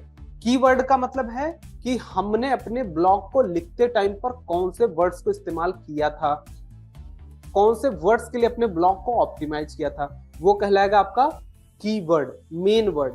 तो हमने मान लो अपने एक ब्लॉग को लिखा और उसमें हमने क्या बताया, what is digital marketing course, best digital marketing course के लिए हमने अपने कंटेंट को कर दिया ऑप्टिमाइज, ठीक है। तो बेस्ट डिजिटल मार्केटिंग कोर्स जो है हमारा क्या हो गया, कीवर्ड हो गया। ये बात समझ में आई सबको। तो सबसे बड़ा रोल क्या होता है सर्च इंजन ऑप्टिमाइजेशन में, किसका होता है, कि आपने अपने ब्लॉग में या अपनी पोस्ट में, अपने कंटेंट में किस तरह के कीवर्ड्स को इस्तेमाल करा है, ठीक है, कहां कहां पर इस्तेमाल करा है, कीवर्ड की आपका कंपटीशन कितना है कीवर्ड का। यानी कि ऐसा भी हो सकता है, क्योंकि आप ही तो कंटेंट लिख नहीं रहे हो, आपके जैसे 1000, 1500, 2000 लाखों लोग हैं जो इंटरनेट पर ब्लॉग लिख रहे हैं, उसी टॉपिक पर लिख रहे हैं, ऐसे केस में आपकी पोजीशन ही नंबर 1 क्यों आएगी या आपकी पोजीशन फर्स्ट पेज पर क्यों आएगी? ये कैसे पता चलेगा कि आपके कैसे कीवर्ड्स ने आपने इस्तेमाल करा? आपने लो कंपटीशन कीवर्ड को इस्तेमाल करा, मिड कंपटीशन को, या फिर हाई कंपटीशन कीवर्ड्स को इस्तेमाल करा। यानी कि ऐसा तो नहीं है कि जो कीवर्ड आपने लिया है वही कीवर्ड एक ऐसी वेबसाइट ने लिया है जिसकी अथॉरिटी बहुत ज्यादा है, जिसका कंपटीशन जो है, जो ऑलरेडी बहुत सारा कंटेंट उस निश पर लिखती है, जो ऑलरेडी उससे रिलेटेड काफी सारे ब्लॉग लिख चुकी है, जिसने उस कीवर्ड को बहुत अच्छे से इस्तेमाल किया है, जिसकी स्पीड वेबसाइट की अच्छी है। वो सारी चीजें अगर उसमें अच्छी होंगी तो आपका ब्लॉग रैंक नहीं करेगा। ठीक है, तो कीवर्ड्स को आपको ध्यान में रखना है, यानी कि सारा खेल आपका कीवर्ड रिसर्च पे आएगा जब भी आप एसईओ करोगे। एसईओ करते ही हमारे दिमाग में सबसे पहला चीज क्या आती है? कीवर्ड रिसर्च कैसे करोगे। ठीक है, तो हाँ, आपको ये भी ध्यान रखना है कि जो आपने कीवर्ड इस्तेमाल करा है वो यूजर की सर्च क्वेरी से मैच करना चाहिए। बात समझ में आई? मान लो हमने कीवर्ड इस्तेमाल करा है बेस्ट डिजिटल मार्केटिंग कोर्स और हमारे यूजर ने डाल दिया बेस्ट ऑनलाइन कोर्स, तो क्या हो गया? यूजर की क्वेरी हमारे कीवर्ड से क्या कर गई? मैच कर गई। उस केस में हमारा जो पोस्ट है वो दिखाने के चांसेस ज्यादा होंगे। तो आप ये ध्यान रखें कि आपका कीवर्ड यूजर की क्वेरी से मैच करना होना चाहिए। ठीक है, ऐसे कीवर्ड्स को आपको इस्तेमाल करना है। अब जो एसईओ होता है ना, ये कई टाइप का होता है। ठीक है, एसईओ कई टाइप का होता है। एक होता है ऑन पेज एसईओ, एक होता है आपका ऑफ पेज एसईओ। इसमें कई सारी सब कैटेगरीज भी हैं, बट हम अभी बात करते हैं ऑन पेज, ऑफ पेज और टेक्निकल एसईओ की। और भी होता है, जैसे आप लोकल एसईओ कर सकते हो, ई कॉमर्स एसईओ कर सकते हो, वीडियो एसईओ कर सकते हो। ठीक है, बट मेनली आपके 3 तरह के एसईओ होते हैं। एक होता है on page SEO. On page SEO का मतलब होता है कि आपने जो पोस्ट लिखी है, आपने जो कंटेंट लिखा है, वो आपके हाथ में है, वो आपके हाथ में है। आप उसको, उसमें कैसे कीवर्ड को इस्तेमाल करते हो, आप पैराग्राफिंग कैसे करते हो, उसमें फोटोज का इस्तेमाल कैसे करते हो, ये सब कुछ आपके हाथ में है। तो जब आप किसी पेज को पर्टिकुलर या किसी पोस्ट को आप लिखते हो, तो लिखते टाइम पर आप किन किन कीवर्ड्स को लिखते हो, कैसी इमेजेस डालते हो, ये सब कुछ आपके हाथ में होता है और इसको हम बोलते हैं ऑन पेज। यानी कि पेज में आपने क्या किया कि आपका पेज अच्छा रैंक करता। उसके बाद में ऑफ पेज एसईओ की बात करते हैं। ऑफ पेज का मतलब पेज के एसईओ के बाद की बात, यानी कि जैसे बैकलिंक्स है, बैकलिंक्स है, इंटरनल लिंक या एक्सटर्नल लिंक भी है। बैकलिंक का मतलब होता है कि आपने एक ब्लॉग पोस्ट लिखा और उस ब्लॉग पोस्ट ने किसी एक ब्रांडेड कंपनी ने या किसी दूसरे ब्लॉगर ने, जो कि अच्छी अथॉरिटी वाला है, उसने आपके ब्लॉग को रेफरेंस पर्पज के लिए यूज करा अपनी वेबसाइट में। उसने बताया कि यार इसको जाकर के, जैसे मैंने अभी आपको बताया था ना, आपको एक्सटर्नल लिंक डाली है, तो जब आप किसी एक ट्रस्टेड या अच्छी वेबसाइट पर जाओगे तो उसका एक लिंक डालोगे। उसी तरीके से अगर आपकी वेबसाइट को किसी पर बंदे ने यूज करा, दैट इज कॉल्ड बैकलिंक, है ना। अब सोचो कि आपने ब्लॉग लिखा और इतना जबरदस्त ब्लॉग लिख दिया कि उसको बहुत सारे लोग यूज कर रहे हैं अपने ब्लॉग में, कि जाओ भैया वहां से पढ़ो, जाओ भैया वहां से पढ़ो, ये चीज वहां से लो, वहां से देखो। इसका मतलब क्या है कि आपको ज्यादा से ज्यादा बैकलिंक मिल रही है। अब बैकलिंक क्रिएट करने के अलग अलग तरीके हैं, बट आपको मेन चीज याद ये ध्यान रखना है कि आप बैकलिंक जहां से भी ले, एक अच्छे सोर्स से ले, गलत सोर्स से ना ले। गलत सोर्स का मतलब कोई नया ब्लॉगर डाल दिया ना, तो आपकी अथॉरिटी खराब होती जा रही है। आपने ऐसी वेबसाइट ले लिया जो गलत काम कर रही है, ठीक है, तो आपकी अथॉरिटी खराब हो रही है। आपको ट्रस्टेड और ब्रांडेड वेबसाइट्स की अगर बैकलिंक मिल जाती है तो वो एक बहुत अच्छा ऑफ पेज एसईओ। उसके बाद आता है आपका टेक्निकल एसईओ। तो वो टेक्निकल एसईओ में क्या क्या आएगा, जैसे आपका कुछ खुराफात कर दो, है ना। टेक्निकल एसईओ में ये आएगा कि आपने मेटा टैग क्या क्या डाले हैं, ठीक है, स्कीमा मार्कअप कैसे किया है, साइट मैप किया है या नहीं किया है। साइट मैप का मतलब होता है कि जैसे आपने देखा होगा किसी वेबसाइट पर जाते हो तो नीचे फुटर में आपको एक साइट मैप की लिंक होती है, उस पर जब क्लिक करते हो तो आपको पूरा एक स्ट्रक्चर दिखाता है कि इसमें कितने पेजेस हैं, किस पेज पर क्या दिया गया, मतलब उसका पूरा मैप, आपकी वेबसाइट का एक मैप, इसको हम बोलते हैं साइट मैप, ठीक है। तो साइट मैप आपने कैसे बनाया हुआ है, कैसे डाला हुआ है, तो ये सब आपके टेक्निकल एसईओ के पार्ट है। ठीक है, तो अभी बताएंगे स्कीमा कैसे आपको बनाना है। ठीक है, अभी एसईओ बाद की बात है, अभी हम एसईओ का इंट्रोडक्शन दे रहे हैं कि जब हम कल अभी प्रैक्टिकल पर जब आएंगे ना, तो प्रैक्टिकल में हम ये बोलने लगे कि ऑन पेज करना है, ऑफ पेज करना है, back link, external link, internal link, जब हम उनकी बात करें तो आपको हो गया है ना, तो हम ये सोच रहे हैं ना कहो, इसलिए हम ये चीज अभी बता रहे हैं आपको। ठीक है, तो इसमें आपको ऑन पेज में क्या ध्यान रखना है कि आपको इंडिविजुअल पेजेस को सर्च इंजन के लिए ऑप्टिमाइज करना है। दूसरा आपको क्या रखना है कि जो भी आपका टाइटल है, टैग है, मेटा डिस्क्रिप्शन, हेडर, कंटेंट, ये सब चीजें जो आप कर रहे हो, इनके लिए आप मतलब ये सब ऑन पेज के अंतर्गत आता है और इसको सब आपके हाथ में होता है, इसको आप कंट्रोल कर सकते हो, अपने हिसाब से लिख सकते हो। इसके लिए आजकल वर्डप्रेस में बहुत सारे प्लगइन्स भी आते हैं, जैसे ऑल इन एसईओ है, योस्ट एसईओ है, रैंक मैथ है। तो वैसे मैं पर्सनली योस्ट एसईओ अभी तक इस्तेमाल कर रहा था, बट इस बार मैं रैंक मैथ का यूज करूंगा और देखूंगा क्या कैसा रहता है। तो इस बार हम लोग रैंक मैथ का यूज करेंगे। रैंक मैथ एक प्लगइन है जो आपको बहुत बढ़िया से गाइड करेगा कि आप ऑन पेज एसईओ को कैसे इंप्रूव कर सकते हो। ठीक है, इवन यहाँ तक अगर आप ना अपना कंटेंट जब लिखोगे तो कोई कठिन वर्ड लिख दिए, मतलब वो आपको ये भी बताएगा कि आपका जो कंटेंट आपने लिखा है वो कितना सिंपल है, कितना यूजर फ्रेंडली है, ये सब गाइड करता है आपका प्लगइन। तो इसलिए हम इसको यूज करेंगे और इसमें सारा का सारा खेल किसका होता है ऑन पेज में, कीवर्ड्स का होता है। ठीक है, उसके बाद एसईओ में सबसे ज्यादा जरूरी चीज है कि कंटेंट की क्वालिटी कैसी है। ऐसा ना करें कि आप उल्टा सीधा कंटेंट लिखें, हमेशा आप हाई क्वालिटी कंटेंट लिखें, वैल्यूएबल कंटेंट लिखें, जो यूजर के फायदे की बात करें, और रिलेवेंट कंटेंट लिखें। ऐसा ना करें कि हम डिजिटल मार्केटिंग के बारे में बता रहे हैं तो हम बताने लगे कुछ और है। ठीक है, रिलेवेंट कंटेंट पे ध्यान देना है, हाई क्वालिटी कंटेंट और वैल्यूएबल कंटेंट, सामने वाले को उसका फायदा होना चाहिए। और आपको क्या देना है कि कंटेंट जो है आपका हमेशा 7 क्वेरीज को आंसर करता होना चाहिए, जो मैंने अभी आपको बताई थी। 7 क्वेश्चन जो आपको मैंने बताए थे उनको आंसर करना चाहिए आपका कंटेंट। उसके बाद हम बात करते हैं लिंक बिल्डिंग की, यानी कि आपको ज्यादा से ज्यादा हाई क्वालिटी बैक लिंक को ध्यान में रखना है कि ज्यादा से ज्यादा आपको रेपुटेड बैक लिंक कहाँ से मिल जाती हैं, जो कि रेपुटेड वेबसाइट से हो। बैक लिंक से आपका सबसे बड़ा फायदा होता है कि आपकी वेबसाइट की अथॉरिटी और ट्रस्ट बढ़ता है। ठीक है, सबसे ज्यादा जब हम किसी चीज का एग्जाम्पल देखते हैं, ठीक है, अगर हम यहाँ पर खड़े होकर के किसी चीज का एग्जाम्पल दे रहे हैं, इसका मतलब वो और ज्यादा ट्रस्टेड है, इसका मतलब वो और ज्यादा अथॉरिटिव है। उसके बाद आपको ध्यान देना है एसईओ करते टाइम पर कि ये एसईओ के फैक्टर में बता रहा हूँ, एक तो आपको कीवर्ड को ध्यान देना है, ऑन पेज एसईओ को ध्यान देना है, कंटेंट की क्वालिटी को ध्यान देना है, लिंक बिल्डिंग को ध्यान देना है, और आपको ध्यान देना है मोबाइल फ्रेंडली डिजाइन को। गूगल बहुत पसंद करता है जो पेज, जो वेबसाइट आपका मोबाइल फ्रेंडली होता है, क्योंकि हम सबको पता है 90% यूजर्स कहाँ से आता है। और अगर आपका कंटेंट मोबाइल फ्रेंडली नहीं है, और आज के टाइम तो हम ये भी बोलेंगे कि वॉइस फ्रेंडली होना चाहिए, है ना, वॉइस फ्रेंडली और मोबाइल फ्रेंडली अगर आपका कंटेंट है तो गूगल उसको बहुत पसंद करता है, यानी कि आपकी रैंकिंग की चांसेस बहुत बढ़ जाते हैं। इसके लिए बहुत सारे प्लगइन्स ही आते हैं, हालांकि आजकल तो ऐसे ऐसे टेम्पलेट आते हैं जिसमें आपको प्रॉपर एलिमेंटर वगैरह में तो खुद कर सकते हो, देख सकते हो मोबाइल में कैसा दिखेगा, है ना, तो वहां से हम लोग करते हैं।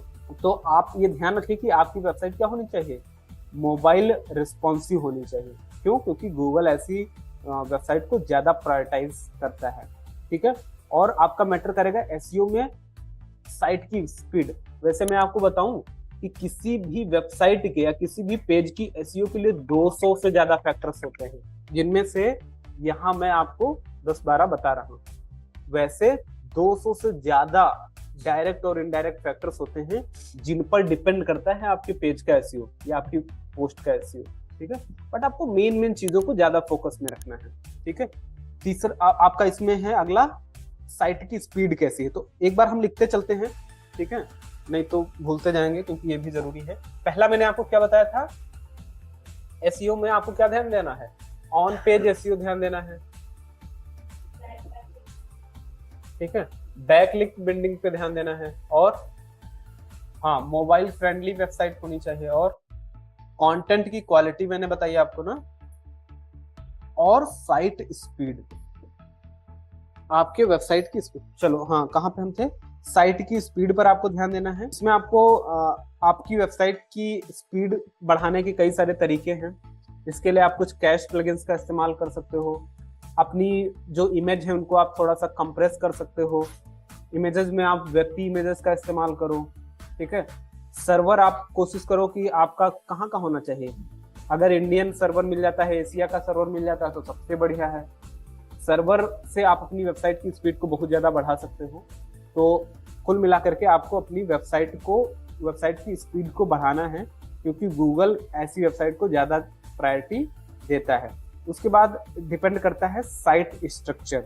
साइट स्ट्रक्चर का मतलब है कि आपने जो साइट स्ट्रक्चर अभी मैंने बात करी थी ना कि कैसे क्या क्या करना है, वैसे ही साइट स्ट्रक्चर में आपको ये देखना कि आपने अपनी वेबसाइट में प्रॉपर स्ट्रक्चरिंग करी ही नहीं करी है। स्ट्रक्चरिंग का मतलब जैसे बुक में मैंने आपको बताया कि इंडेक्स होती है, इंडेक्स में प्रॉपर स्ट्रक्चर दिया होता है कि कौन से पेज पे क्या मिलेगा, उसके अंदर क्या सब हेडिंग। उसी तरीके से आपकी वेबसाइट का जो आपने स्ट्रक्चर बनाया है कि पहले आप ना ऊपर वाले लाइन में हेडिंग डालोगे, उसके बाद वीडियो डालोगे, उसके बाद में आप कॉल टू एक्शन डालोगे, फिर आप रिव्यूज डालोगे। तो एक प्रॉपर स्ट्रक्चर होता है, उस स्ट्रक्चर को आपको फॉलो करना है। प्रॉपर स्ट्रक्चरिंग आपकी होनी चाहिए। उसके बाद में यूजर एक्सपीरियंस बहुत मैटर करता है। यूजर एक्सपीरियंस का मतलब जब भी आपके वेबसाइट पर कोई यूजर आ रहा है तो उसको क्या एक्सपीरियंस अच्छा हो रहा है। ऐसा तो नहीं है कि आपका यूजर आया तो लेकिन 2-3 सेकंड के अंदर आपकी वेबसाइट को क्लोज कर दिया। तो उसको उसमें अच्छा इंगेजमेंट होनी चाहिए, उसको पढ़ने में चीजें समझ में आनी चाहिए। तो आपको यूएक्स पर ज्यादा अच्छा ध्यान देना है, ठीक है। इसमें आपका मोबाइल फ्रेंडली या यूजर फ्रेंडली वेबसाइट भी इसको बोल सकते हो। उसके बाद अगर आप लोकल एसईओ कर रहे हैं तो लोकल एसईओ में आप ये ध्यान रखें कि लोकल सर्च रिजल्ट्स के लिए आप अपनी वेबसाइट को जरूर ऑप्टिमाइज करें। उसमें लोकल कीवर्ड्स का इस्तेमाल करें, वैसी पोस्ट को बनाएं, वैसे पेज में वैसे कीवर्ड्स को इस्तेमाल करें कि आपका पेज लोकली ज्यादा प्रमोट हो। उसमें आप अपने एड्रेस को इस्तेमाल करें, मोबाइल को इस्तेमाल करें, अलग अलग और चीजों को इस्तेमाल करें। लिंक कर सकते हो, जो लिंक डालें वो आप लखनऊ या इससे रिलेटेड डालें, ठीक है। तो लोकल एसईओ जितनी भी फिजिकली मतलब चीजें चलती हैं, चाहे वो फिजिकल किसी का स्टोर हो, फिजिकल किसी का जैसे इंस्टीट्यूट है, कोचिंग है, इन सब चीजों के लिए आप लोकल एसईओ पर ज्यादा ध्यान दें। इसके लिए आप गूगल माई बिजनेस पर भी जा सकते हैं। उसके बाद हम बात करते हैं टेक्निकल एसईओ की। तो टेक्निकल एसईओ में आपको ये ध्यान देना है कि आपके वेबसाइट पर कोई टेक्निकल एरर ना हो। जैसे 404 एरर आती है कभी कभी, वो ना आए। ब्रोकन लिंक ना हो आपकी वेबसाइट पर। ब्रोकन लिंक क्या होती है कि मान लो मैंने अभी आपको बताया था आपको बहुत सारी एक्सटर्नल लिंक डालनी है, ठीक है, अपनी वेबसाइट पर। तो आपने 10 लोगों का रेफरेंस डाला, लेकिन हो सकता है किसी वजह से उस बंदे ने अपनी वेबसाइट डिलीट कर दी, वो पोस्ट डिलीट कर दी, या कोई भी कारण हो सकता है और वो लिंक काम नहीं कर रही। आपने डाली लेकिन वो काम कर रही है, आपने उसको बाद में चेक भी नहीं किया। तो उस तरह की लिंक को हम बोलते हैं ब्रोकन लिंक। तो ब्रोकन लिंक बहुत ही मतलब एक गलत चीज है, आपकी वेबसाइट में नहीं होनी चाहिए और ये आपके एसईओ को इम्पैक्ट करता है। तो आप कोशिश करें कि आपकी वेबसाइट में ब्रोकन लिंक ना हो, ठीक है। एक्सएमएल साइट में प्रॉपर आपने कॉन्फ़िगर किया है कि नहीं किया है, ठीक है। प्रॉपर वेबसाइट की इंडेक्सिंग करी है कि नहीं करी है। तो ये सब पार्ट होते हैं आपके टेक्निकल एसईओ को, थोड़ा बहुत हम लोग करेंगे भी। उसके बाद सोशल सिग्नल्स आप क्या क्या दे रहे हैं। सोशल सिग्नल का मतलब ये है कि आप जब अपनी सोशल मीडिया पर पोस्ट वगैरह डालते हैं, वहां पर आप अपनी वेबसाइट को डालें, अपने लिंक को डालें, अपने ब्लॉग पोस्ट को डालें, ठीक है। तो ये कहीं ना कहीं इनडायरेक्टली आपके एसईओ को इम्पैक्ट जरूर करता है, ठीक है। तो हम लिख भी देते हैं टेक्निकल एसईओ और सोशल सिग्नल, ठीक है। उसके बाद में आप जब भी आप अपनी वेबसाइट को बनाएंगे या फिर अपनी पोस्ट को लिखेंगे तो आप उसकी प्रॉपर तरीके से मॉनिटरिंग करें, ठीक है, प्रॉपर एनालिटिक्स करें, जिसके लिए आप अलग अलग आजकल टूल्स आते हैं, कुछ प्लगइन्स भी आते हैं। तो आप सबसे बढ़िया है कि आप गूगल एनालिटिक्स से अपनी वेबसाइट की परफॉर्मेंस को चेक करें, ठीक है, उसकी प्रॉपर रैंकिंग को चेक करें, उसको मॉनिटर करें और ऑप्टिमाइज करें, ठीक है। आपको एक काम और ध्यान देना है कि एसईओ में बहुत ज़्यादा एल्गोरिदम में चेंजेस आते हैं, ठीक है। तो आप हमेशा जो है एल्गोरिदम के साथ अपडेटेड रहें। जब भी कोई नया चेंज आए, गूगल और ऐसी बहुत सारी वेबसाइट्स जो आपको बताती हैं एल्गोरिदम में क्या क्या चेंजेस आते हैं, तो नई एल्गोस को आप समझें, ठीक है। अपडेटेड रहें अगर आप अच्छा एसईओ करना चाहते हैं तो, ठीक है। एंड एक चीज आपको और ध्यान देनी है कि आप जब भी अपनी वेबसाइट पर एसईओ कर रहे हो तो स्पेशली आप व्हाइट हैट एसईओ ही करें। व्हाइट हैट एसईओ का मतलब क्या होता है? एसईओ करने के कुछ इलीगल तरीके भी होते हैं, गलत तरीके भी होते हैं। आप कीवर्ड स्टफिंग कर दो, गलत बैकलिंक्स बल्क में ला करके डाल दो, ठीक है। तो ऐसे बहुत सारे तरीके होते हैं, वो सारे तरीके आपको नहीं अपनाने हैं। आपको व्हाइट हैट का मतलब सही तरीका, व्हाइट हैट का मतलब एसईओ के लिए जो सही तरीके हैं, ऑथेंटिक तरीके हैं, उन्हीं को यूज करना है, ठीक है। एथिकल तरीकों को ही आप यूज करिए अपनी वेबसाइट को रैंक कराने के लिए, ना कि आप क्या करें, गलत तरीके अपनाएं, ठीक है। उसके बाद आपको अपने कंटेंट को रेगुलर अपडेट करना है। आप ऐसा ना करें कि आपने एक ब्लॉग पोस्ट कोई डाली, आपने कोई कंटेंट डाला तो आप उसको बाद में क्या कर रहे हैं, अपडेट ही नहीं कर रहे हैं, वो आउटडेटेड हो गया है, ठीक है। तो आप अपने कंटेंट को अपडेट जरूर करें। ये काम हालांकि रेफ्रेश मतलब रेगुलर बेसिस पर करना चाहिए। ये आपकी सर्च रैंकिंग को भी बढ़ाएगा और यूजर को भी इसका फायदा होगा। उसके बाद आप लोकल लिस्टिंग कर सकते हैं। लोकल लिस्टिंग का मतलब क्या होता है कि जो ऑनलाइन डायरेक्टरीज होती हैं वहां पर आप अपनी वेबसाइट की लिंकिंग कर सकते हैं। जैसे मान लो आप हम वेबसाइट की बात कर रहे हैं तो प्री ट्यूटोरियल को हम जैसे जस्ट डायल पर लिंक करा दें। बहुत सारी लोकल लिस्टिंग की वेबसाइट होती है, क्विकर है, OLX है, यहाँ पर भी जाकर के हम डिजिटल मार्केटिंग कोर्स या इंस्टीट्यूट के नाम से अपना एक पेज बनाएं, है ना। तो ये होता है लोकल लिस्टिंग। तो आप लोकल लिस्टिंग को भी करें, ये भी आपके एसईओ में मदद करेगा, ठीक है। इसमें आप प्रॉपर तरीके से अपना नाम, एड्रेस, मोबाइल नंबर और जितनी भी लोकल इंफॉर्मेशन है उसको आप डालें, ठीक है। लोकल लिस्टिंग हो गया।